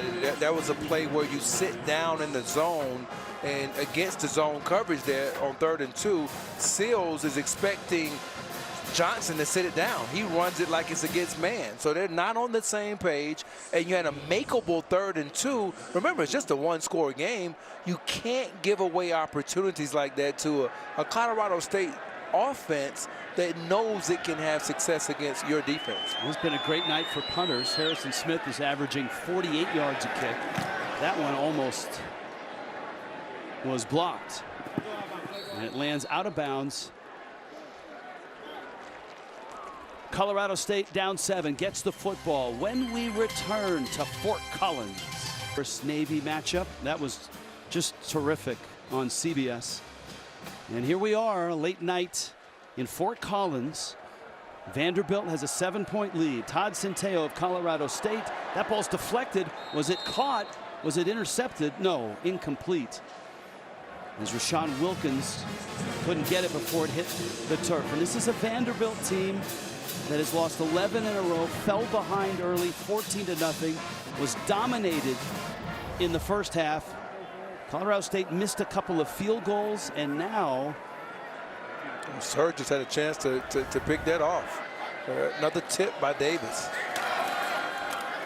I think now the question is you see Bailey fighting, and he's short of the first down. This will be 3rd down and 4. How do you move the football if you're Colorado State? You don't have Dante Wright. He was taken off the field with a leg injury. I keep giving it to number 5. Did you just see that last run? I mean, I really wonder if they're trying to throw just to mix it up.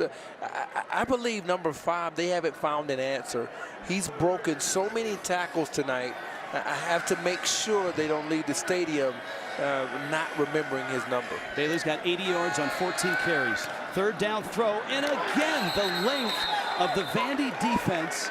Christian James got a hand up, and Centeio's pass is knocked down. You said it best. And again, actually it was Davis again. And he's the guy that doesn't really have the long arms, but he's got timing. That's 3 pass breakups for one defensive. He's the guy we talked about in the open, and Davis has produced. I mean, let's face it, to have 3 pass breakups from a defensive lineman in one game, that's unheard of. Centeio started 12 of 18. He's 2 of 9 since. Stonehouse gets a lot of height, and this time Cam Johnson is able to get under it and seal it with a fair catch. Lots of mistakes. First, the 2 missed field goals in the first half. I just think those are misses. I mean, again, you're either going to make it or miss it. Again, this is a guy making a play. That's not a miscue. That is again Alan George. Now that to me is a mental error, and that's a dropped interception. So you either make the plays or you don't make the plays, and I think it goes both ways. And I think as the game is going on, the biggest plays have been made by Vanderbilt. Ken Seals has had an excellent second half. The quarterback for Vanderbilt started as a true freshman last year. And a throw to Pierce, who's made 2 incredible catches and has been a dependable target for Seals tonight. That was a little bit of a statement at the end. Something out of that. Henry Blackburn, Robert Floyd with the tackle. 3rd down and short coming up for Vanderbilt. The last 3rd and short, they had a pretty miscommunication between Cam Johnson and Ken Seals. You can't afford it now with your starting left tackle, potentially your best offensive lineman leaving the field. You're coming in with Jason Brooks, the sophomore. You can't afford a mental error right here. Tyler Steen, starting left tackle, lost his helmet on that play and had to come out for this snap. 3rd down and 3.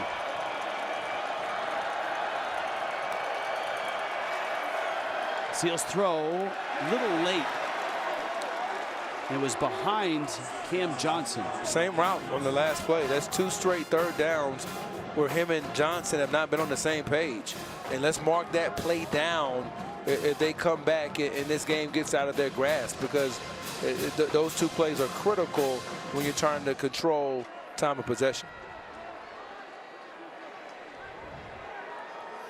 Joey Lynch, offensive coordinator last year here at Colorado State, quarterback coach, and very early on in fall camp they decided they'd let him call plays as well. Smith, the punt. Robinson gets a block and is caught at the 25-yard line. 11.5 minutes left in Fort Collins. Clark Lee and Vandy trying to snap that streak. Tech then, number 21 Utah at San Diego State, and then number 9 Iowa State at UNLV. How are those teams doing? How did they do today? Well, look at this. Iowa State lost to Iowa. Utah right now is down to BYU. That's somewhat of a surprise. Not a surprise that San Diego State is beating Arizona like that. And UNLV is hanging tough on the road in Tempe against Sparky and Arizona State. Arizona State had all those starters returning, and people were expecting big things from them in the Pac-12 South. 51 total yards of offense for Colorado State in the second half. And they're going to lose yardage there. Alex Williams, Anthony Orji made the stop. Alex Williams is a guy out of Princeton North High School. Watch him on the edge right here, number 80. He's going to get off late, and there was a good penetration inside to force that play to bounce. 305 yards of offense for Colorado State in the first half. And it's absolutely dried up. Centeo rolling. Quick pop. Vivens with the catch. And he's knocked out of bounds at the 28-yard line. Again, they're going to the bootleg game. That's been a big part of their attack tonight. At some point, here we go, 3rd down and 7. Drop back passing game. They're going to have to gain confidence in that as the season goes on. Now, here's McBride right here in the number 3 slot. They have not gone to him a lot here. Going to move him in motion, probably run some type of out route with him. He's got 5 catches, and they all came early. Oh, wow, closing and denying. That's Brendan Harris, the senior. Oh, what a break. And he anticipated the route. This is their most popular route combination on 3rd down. And he was going for McCullough. So what they do is they use McBride to run a quick out, and then the other receiver that's accompanying him on the route runs a corner route. So they saw that on film. Harris, he triggered. It made a great play. Cam Johnson is deep. Stonehouse gets another boomer. And Johnson's going to have some room for a return. But the hole closes quickly. Good special teams. 21-14. Vandy on top in the 4th. The long snapper who made the initial hit. But at the end of the play, Tavion Brown on special teams came in, and they are looking at targeting for this. There's Ryder 86, and that's Brown 55. That's tough for me because he's returning the football. But, I mean, is he in a defenseless position? Targeting number 55 of the kicking team. Number 55 will be disqualified for the remainder of the contest. Well, that's a huge loss. Yeah. I think the reason that obviously you can see by the definition of the rule, he lowered the helmet, and all of the indicators were met. He led with the crown of his helmet. However, Ryder was actually spinning him into the tackle. So you can see how Ryder is spinning him, and that's what causes the actual targeting. And by the way, Ryder, he's one of the faster long snappers that I've seen get down in coverage, and he actually is the reason why Brown got ejected, because he was making the tackle, and that's why his head ended up hitting him. Now that's advanced football analytics. Foot speed of the long snapper. Well, he Seals dumps it off. His body comes across the pattern, and he's going to be caught for a 2-yard loss by Logan Stewart. Well, this is another good play by Stewart, who was a former starter. It's a pretty good hit. And waiting on him to get healthy. They said just about the confidence. He's been cleared. And, you go back to 2019, he had 2 interceptions and 76 tackles. They need him out there, particularly with the secondary people that Jenny has already told us about that have been dropping. Ankle surgery, missed fall camp. But as you noted, he's been cleared, and he's making an impact right now. And Colorado State, who looks so dynamic defensively. I mean, remember how dominant the defensive line was? You got to give credit to this offensive line of Vanderbilt in the second half. We'll also give credit, I think, a little bit to the offensive coordinator, Joey Lynch, to cut down the drops. And even here on 3rd and 9, I would not go to a 5-step drop or anything like that. Quick game, regardless, you still go to the quick game. But you got to think, Chuck Heater really played man coverage. You're probably going to see a lot of room out here for zone. Maybe you attack that if you're Seals. This is 3rd down and 9. Seals hit as he throws, got the ball out, bodied the catch, Reese for the sticks, and he's got the first down. A lot of things to like on that play for Vanderbilt. Well, it was a pretty good job by them picking this up. And now he did get a little bit of free hit late in that down, but they're playing zone, as we talked about, because the bodies that Jenny mentioned early, they're not there to play the man coverage. So he takes advantage of the zone. No bodies to cover body. There's Davis to the 45-yard line. Now, certainly the storylines here is the losing streak. Clark Lee, coming from Notre Dame as the defensive coordinator, took over for a team that didn't win a game last year, was 0-9, and lost their last game 2 years ago and lost their first game this year. Arizona, the leader in the clubhouse, and that's going to grow with San Diego State just walloping the Wildcats in Tucson. Yeah, we went through a number of different losing streaks even when I was there, but nothing in 11 games. Seals, oh, nice back shoulder catch. Will Shepard, the size, there's a flag down. This could be offensive interference, and I think it is. And Shepard at 6'3", 200, and he showed it. Pass interference, offense, number 14. 15-yard penalty from the previous spot. Replay, second down. That's a big penalty. It really is, and you're going to see him up here at the top. And watch what he does right here at the end with the extension of the arm. I don't know, that's a little bit of a questionable call for me. Well, you're going to have a lot of these types of throws from Seals to these receivers during the course of the year as they move along.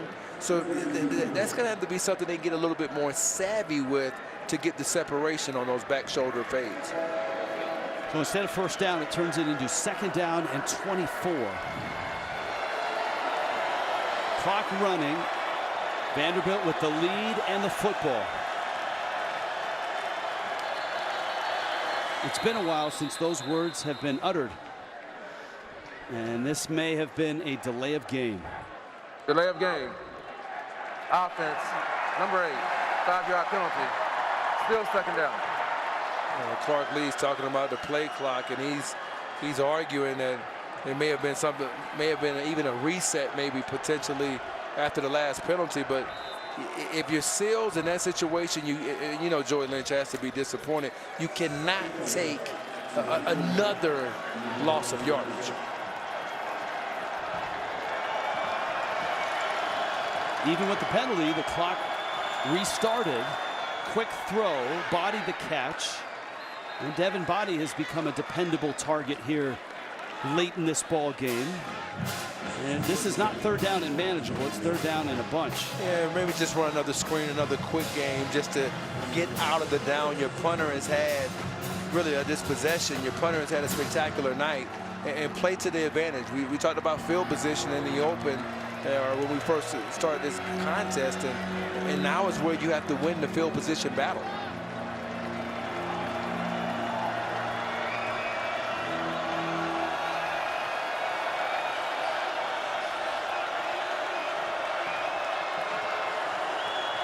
Third down, 22.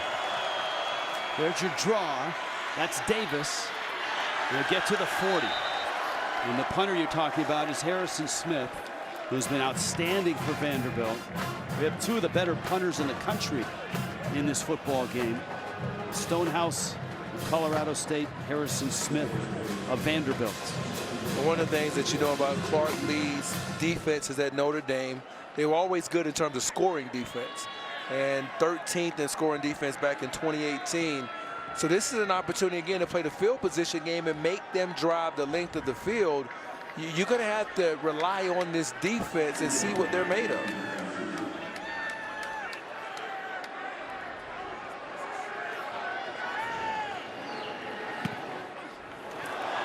That is a wobbler, and it sails out of bounds. That's the first bad punt that he's had on a big night. Have a break. Have a Kit Kat. In Fort Collins tonight, Vanderbilt is trying to end one of the longest losing streaks in the country. They fell behind in this game 14-0. They could have easily been behind 28-0 Clark Lee told us we've got to be able to, when we're down, get ourselves out of a hole. They've done that now. Now Vanderbilt has to figure out how to finish this game. Centeio rolling, and he finds McBride, who has been quiet for the longest time, but the All-American candidate makes the catch, and he's out at midfield. Just the third first down for Colorado State in this second half. Todd Centeio pulls it. He's going to get just a yard. Ethan Barr makes the stop.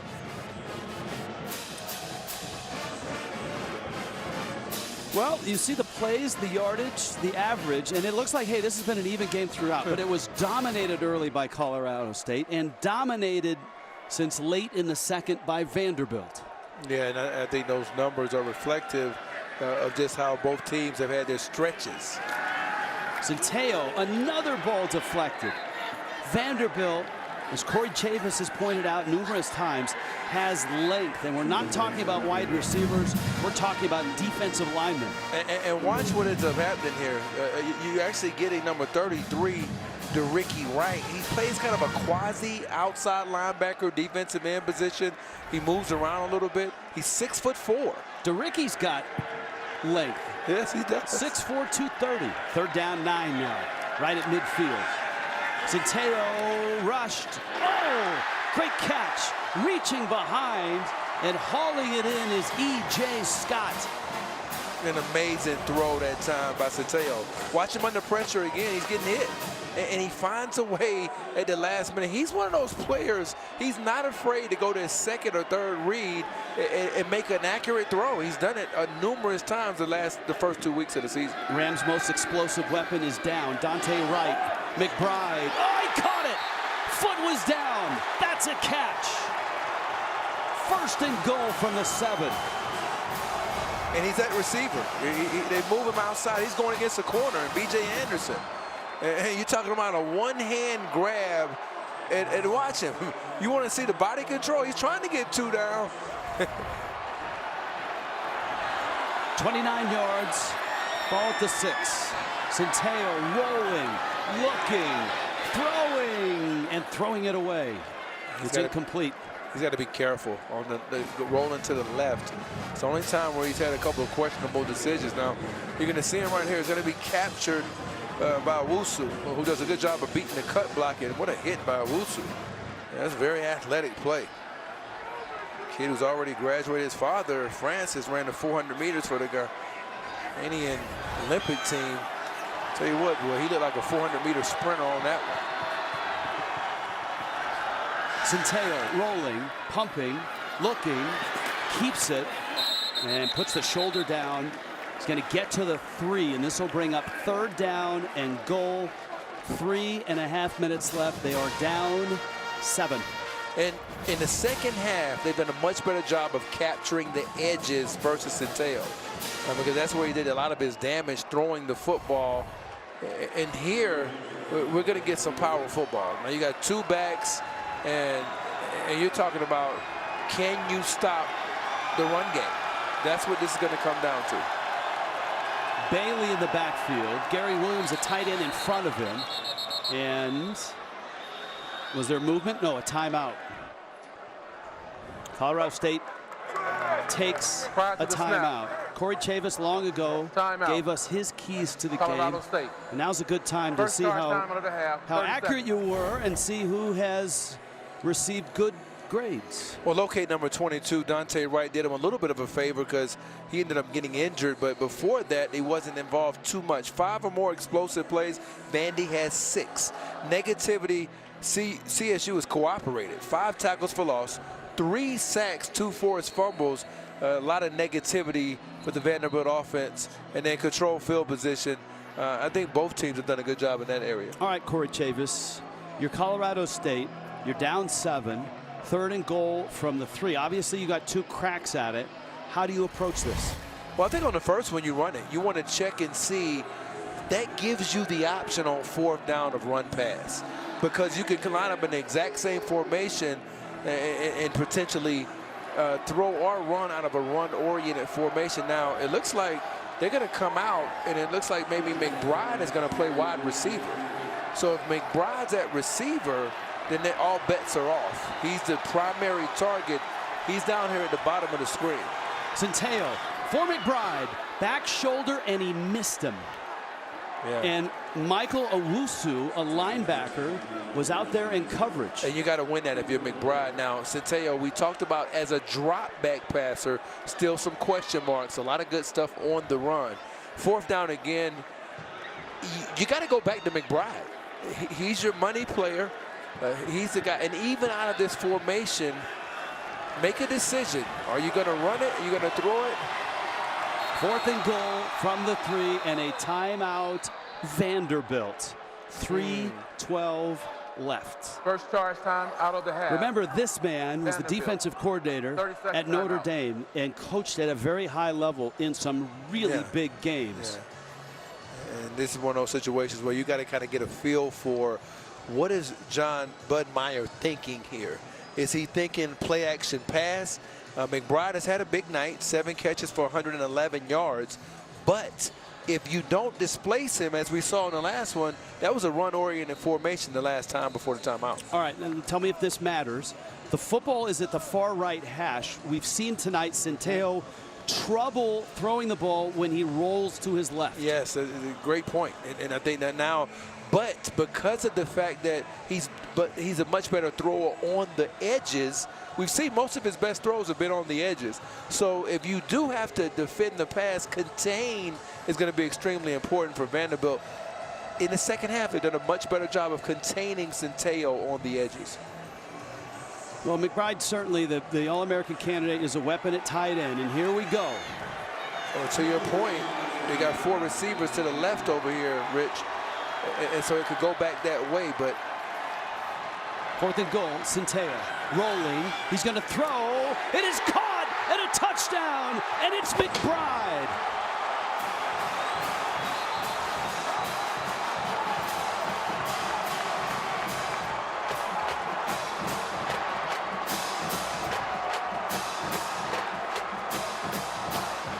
Well, that time rolling to his left, he was on the money.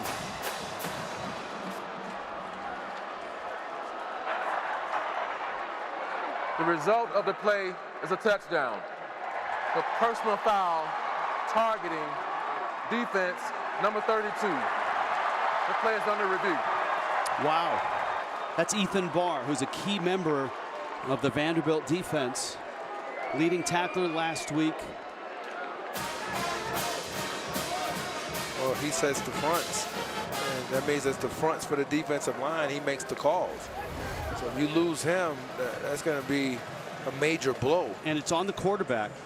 And I don't know if they may have gotten the wrong guy, because I don't think he hit the bottom of the shoulder. There's another guy that comes in, who is number 21, Worship, or 88, Owusu. Yeah. That's more of the shot from Owusu, 88, as opposed to Barr. And I don't know if you want to lose one or the other, but I don't know if that was Barr. They may have gotten the wrong number.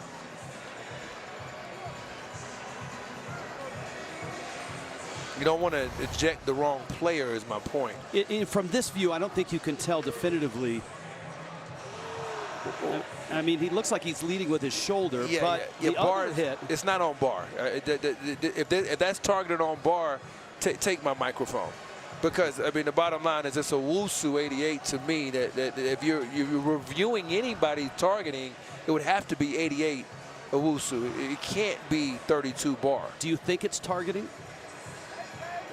I think he leads with his shoulder. I don't think it's targeting. And it might be a late hit. Yeah. Right? It might be a late hit, but I don't know that it's targeting. Yeah, I definitely think it's a late hit. Now, when you look at the rule, did he lead with the shoulder into the helmet or face mask? Is he leading with the shoulder? I think he led with the shoulder. After review, there is no foul for targeting. The score is good. We'll now have the try. And this is a very big extra point with 3 minutes and 7 seconds left.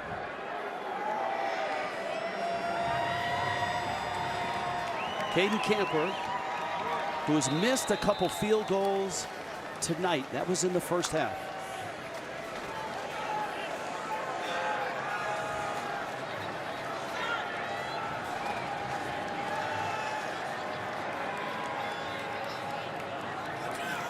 Snap, kick, good. 21-21. Let's go to that touchdown. And again, Centeio rolling to his left and had difficulty throwing it tonight. Well, everybody moves this way in terms of the blocking scheme, and he'll roll along with it. And then you're going to see as this goes along, watch number 85, McBride, what he does right here. He looks like he's going to block, and then he releases late. So everybody's in man coverage. They drop McBride. And again, that's the one guy you don't want to drop, right?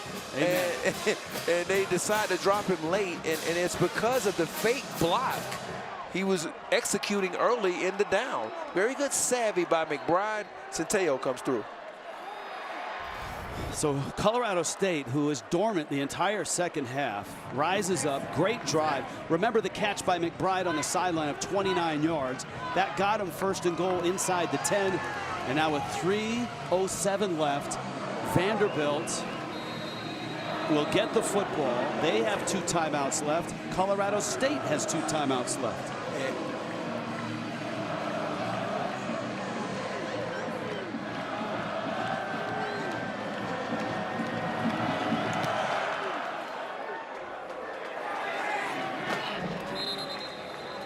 Out to the 25.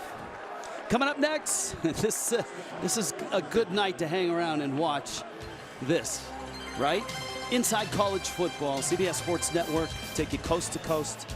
Brent Stover, Kevin Carter, all the highlights. How about Florida State going down on a walk-off 59-yard touchdown pass? And that's something else by former Clemson quarterback, it's Eric Cooper. That was his NFL draft moment. But right now, if you're Ken Seals, and even if you're Jordan Lynch, the first time offense calling plays for Vanderbilt here, second straight week, do you start this off with the run? Gonna throw it. Blitz comes. Seals hit. Ball to the sideline, and it is incomplete. Broken up. Will Shepard. Flags are down. Yeah, they just have. He hadn't been able to get his head around Cameron all night.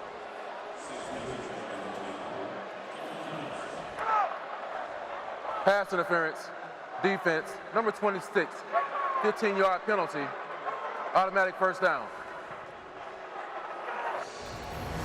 So here we go. You're one-on-one with Shepard. Perhaps they're one of the more athletic receivers, and you never turn around. Now, you turn around a little bit late, but you kind of face guarded him down the stretch of that pass.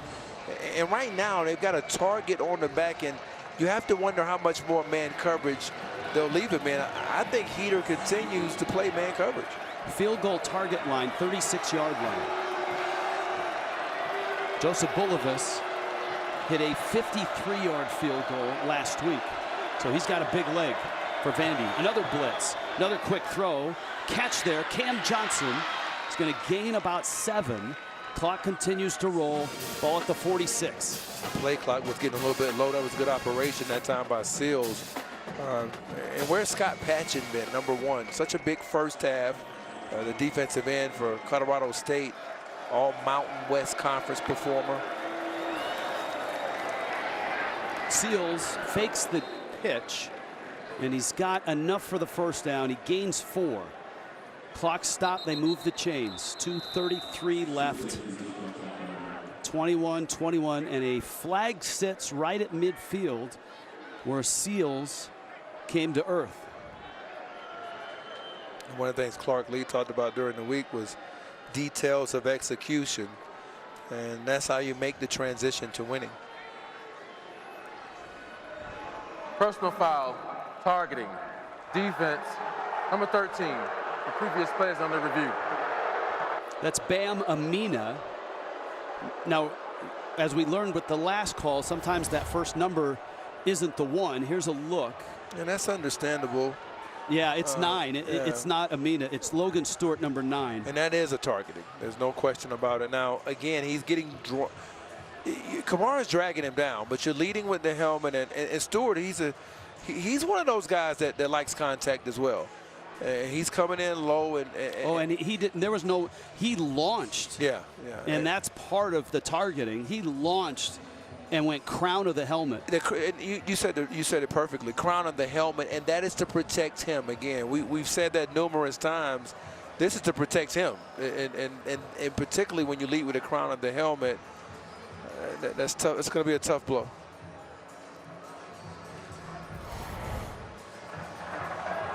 After review, here's personal foul targeting number 9 of the defense. Number 9 is disqualified for the remainder of the game. That's a 15-yard penalty, automatic first down. Corey, you played a long time in the NFL and certainly at Vanderbilt. These guys have been playing football since they were really young. Yeah. How long does it take to get that reaction to lead with the head out of your DNA? It never leaves, and that's just something that football you're going to have to live with, because I can't tell you numerous times, and I was a pretty, I thought I was at least a decent tackler. Plenty of times I led with my helmet. So the penalties have been huge for both teams. 19 combined penalties for both teams, and that's a huge number. And he'll miss the first half of the next game for Colorado State. And now inside the target line for their field goal kicker, Vanderbilt has the clock and field position on their side, but they've got a lineman down right now. Julian Hernandez, I believe, their left. Well, actually, I'm sorry, it's Warden, Michael Warden, their center, which is huge because now who do you go to at the center spot if he can't go? Give this offensive line a lot of credit and a lot of love, because the defensive front of Colorado State dominated the first half. They sacked Seals 3 times in the first quarter, it felt like. And he's had time. They've provided holes here in the second half.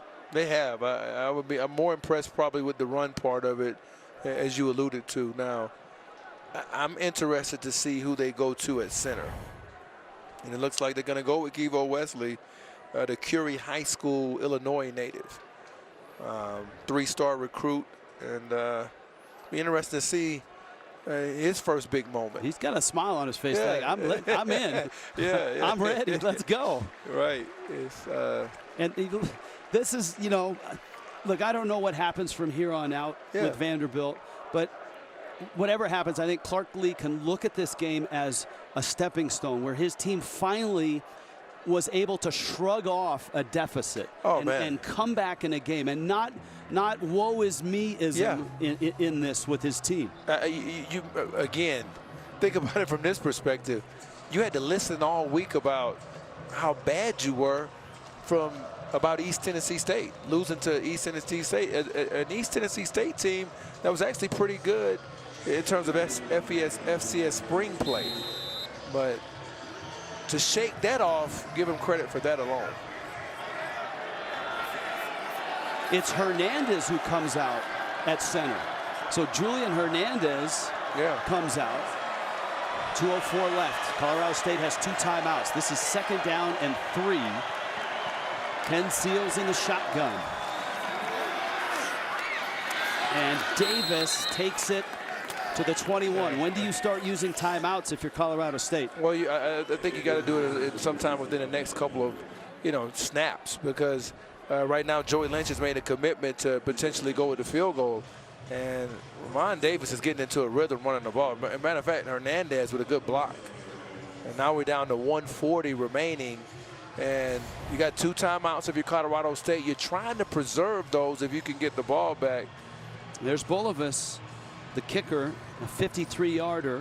I guess with him, we know what time it is, right? Yeah. And he came from Alabama, so he has some experience kicking in big ball games. Davis straight ahead on 1st down, and now Colorado State is going to call a timeout. And I don't have too much of a problem with that, because remember, you already know that was 1st down. Yeah. So, I mean, you could have called a timeout back then. It's still going to be 1st down, and you're still going to have to, you're really giving them more of an opportunity to run the clock down more. So 1 timeout left for Steve Adazio. You are trying to leave some time up on the board to get the football back if Vanderbilt were to kick a field goal, or even if they were to score a touchdown. Yeah, well, I think if you're Vanderbilt, you're trying to get the ball more centered. If you're going to just play for the field goal, you want to get it more centered and get it off of this left hash. And sometimes you'll see teams try to at least have a run in that direction, because if I'm them, I'm trying to score. I'm not going to put it on a losing streak of this magnitude, 11 games, on a kicker's foot. I think you try to score if you're Vanderbilt. Second down, Griffin. He's stuffed. This is going to be 3rd down and long, and another timeout at 1:09. Well, it's a long losing streak to begin with, but the last road win, you got to go all the way back to 2018 when Vandy went to Arkansas and won there. There's Keyshawn Vaughn, and this is a huge run for him now with the Tampa Bay Buccaneers as a 3rd-round pick and part of that Super Bowl champion team. There's Vaughn again. They've had a tough time replacing him. You lose a guy like him, you start losing games. Ironically, you know who also went to Arkansas and won in 2018? Colorado State. Mike Bobo took him in there and got a win. So these are the numbers here. 2019 won a game, defeated Missouri. I guess last time they won a road game. I think you take a shot here, I think is the question. Are they just going to run it again and we're going to play for the field goal? Let's see, 3rd down and 8. Now, I don't think they'd throw it, because if they throw it incompletion, it stops the clock. Griffin straight ahead, and he centers it, and that is that. Devin Phillips made the stop. You see the play clock starts, so there's going to be a little bit of time left. And Vanderbilt's got a couple timeouts, so they can let it run and then call the timeout. And just to be correct, that win for Colorado State over Arkansas was here, but it was still a significant win because it's an SEC team. Yeah, no question about it. And there's a lot more pressure on this kick than it was the 53-yarder against East Tennessee State a week ago. I think everybody understands that. Well, this ball is dead center on the 20. This is going to be about a 37-yarder. Second charge, timeout of the half. So there's the timeout. Steve Addazio hopeful that his special teams can come up with a big play here.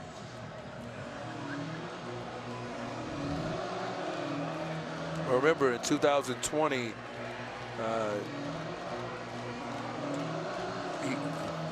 Coach Addazio said that the special teams were more of an afterthought until he came here. It was a disaster last year. I think now this is something that they take a lot of pride in from a special teams perspective.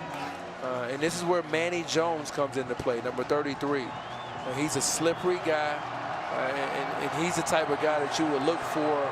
They're gonna use an overload right concept, which they're gonna bring most of the pressure from his left side over here. 38 yards. It is good. It just snuck in the upright. I mean, just snuck in. And Vanderbilt, with 19 seconds, has the lead. Look how close this was. I started drifting on him late, but he got it inside, just inside, and that leg strength.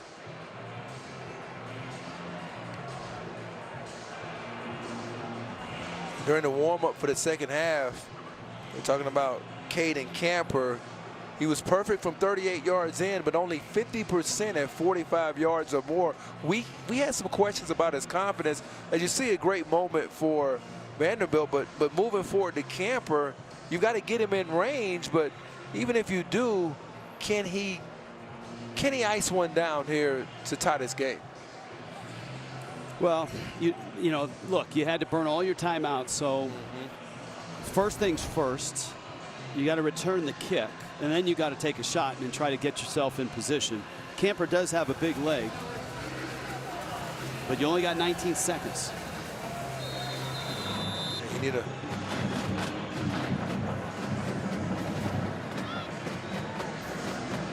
a good kick from Pearson Cook right here. That's a good kick. Doesn't take any time off. All right, you've lost your best deep threat. Dante Wright left early with a leg injury. Centeio does have a pretty strong arm. Where do you take a shot? Do you try to get a chunk, stop the clock with the first down? Well, I like the fact that he throws very good corner routes, which means those are routes that break towards the sidelines and up the field. They're going to come out right here with 3 wide receivers to one side. You could also possibly see a big over route from potentially McBride, who's lined up as a tight end on the other side. But a big out-breaking route to his right. See if they get pressure on him. Centeio loads up, fires. McBride wasn't looking, and the ball nearly hit him. Yeah. That's incomplete, and it cost him 5 seconds.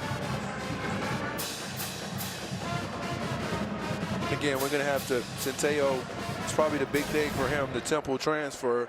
It's about being just a little bit more efficient in the pocket. He certainly has impressed throwing on the move. They might move the pocket again here. Centeio gets outside, surveys, throws, caught, foot down, out of bounds. Nice catch there by E.J. Scott, but there's only 7 seconds left. So what you're going to have to do again is something similar, and I think you're going to have to flood a side, but it's going to have to be probably to the left, as we saw the touchdown to McBride, because you just don't have enough room over here to the short side of the field to run a similar concept. So you're probably going to have to go to his weakest side, to his left. Not enough room and not enough time, quite honestly. 7 seconds. I don't know that you can get a 15 or a 20-yard chunk and get out of bounds here. Centeio, 3-man rush in the pocket, fires it. It's a little lateral to McCullough, and they'll keep it alive. That looks like a forward pass, and flags go down. This play's coming back, and that ball's out of bounds, and Vanderbilt has won this football game. How about that? The losing streak is over. Offense by rule was lost down. The game was over. Clark Lee's team fell in a big hole to start. Last week they wilted. This week they climb out of the hole. They take the lead. After it's tied, they march down the field and hit a clutch field goal. And Vanderbilt is now 1-1. And Colorado State falls to 0-2. This is a stepping stone for the Commodores. And it's a stepping stone in the right direction. I mean, you look at, it all started with Candace Lee was named the athletic director here at Vanderbilt, and the first female athletic director at Vanderbilt. And really, man, you think about what she's done. She made some tough decisions. She got rid of Derek Mason. She brought Clark Lee in because she wanted to set an identity for the program in terms of how you build. And we heard from Lee all week about just understanding that they had to find an identity. A top 15 university in one of the better cities in America, and a game-winning field goal helps start that identity or establish it moving forward. They did not fall apart. They could have been down 28-0, quite honestly, in the first half. Colorado State had some opportunities where they didn't get points. And Vanderbilt comes west at altitude and outlasts Colorado State. Our old Trapper player of the game. How about Ken Seals tonight? It was tough. He's from Texas, and the former 3-star recruit. He played like a 5-star in the second half. And you see the toughness on the indicative on the quarterback sneak, but he took a lot of hits. He stayed the course. And one of the things the coaches have talked about is his leadership. And tonight we saw a good portion of that leadership. 26 of 41, 236, 2 touchdowns. And Jenny Dell is down with Clark Lee. Jenny? Yeah, Coach, I mean, that was an exciting one right there. It was like a tale of two halves. It got away from you a little bit in the fourth, but overall, when did you see that momentum shift, and what caused that? Yeah, early we forced it was, wasn't the prettiest momentum shift, but we forced a field goal that was missed early, and I felt like that was the first time for this team that we battled through adversity and gotten our cleats back in the ground, and the sideline was just different tonight. And so obviously proud of the way we came out in the second half, and there's a lot of improvement ahead of us too. How about that defense? How good was it to see them pull it together, especially in that second half? Yeah, I mean, after the first drive, it was they were able to move it down in chunks and score pretty quickly. And even in the first half, I think they had like something like 250 yards. But it's a character win, right? They went out and they out-toughed them, and they kept the game alive as our offense was sputtering out there and trying to find a rhythm. Just proud of those guys. Coach, you said you want to insulate the program from outside opinion. You just broke up a pretty long losing streak. What do you want people to know about Vandy football right now? We're 1-1. We're not responsible for whatever was before. We're 1-1. We got a lot to learn from this game. I'm proud of these guys. They've earned it, but there's more ahead of us, and we want to keep getting better. Congratulations on a great one, Coach. Thanks, Jenny. All right, Jenny, thank you. Nice job tonight. Well, what a ride it was for Clark Lee and Vandy, down early, and there's a nice moment, right? A feel-good moment. It's going to be a nice flight back to Nashville. That's for sure. They're one of only 3 duos that are alumni from the school in terms of athletic director and head coach. There's only 3, and that's one of the reasons why that embrace was so real. Candace Story Lee. Yes. The athletic director. Oklahoma State is another. Nice win here for Vanderbilt. Late field goal for Corey Chavis, Jenny Dell, our CBS crew, producer Scott Brandwine, Chris Glass, our director. This has been a presentation of CBS Sports Network, 24-hour home of CBS Sports. Back to New York for Inside College Football.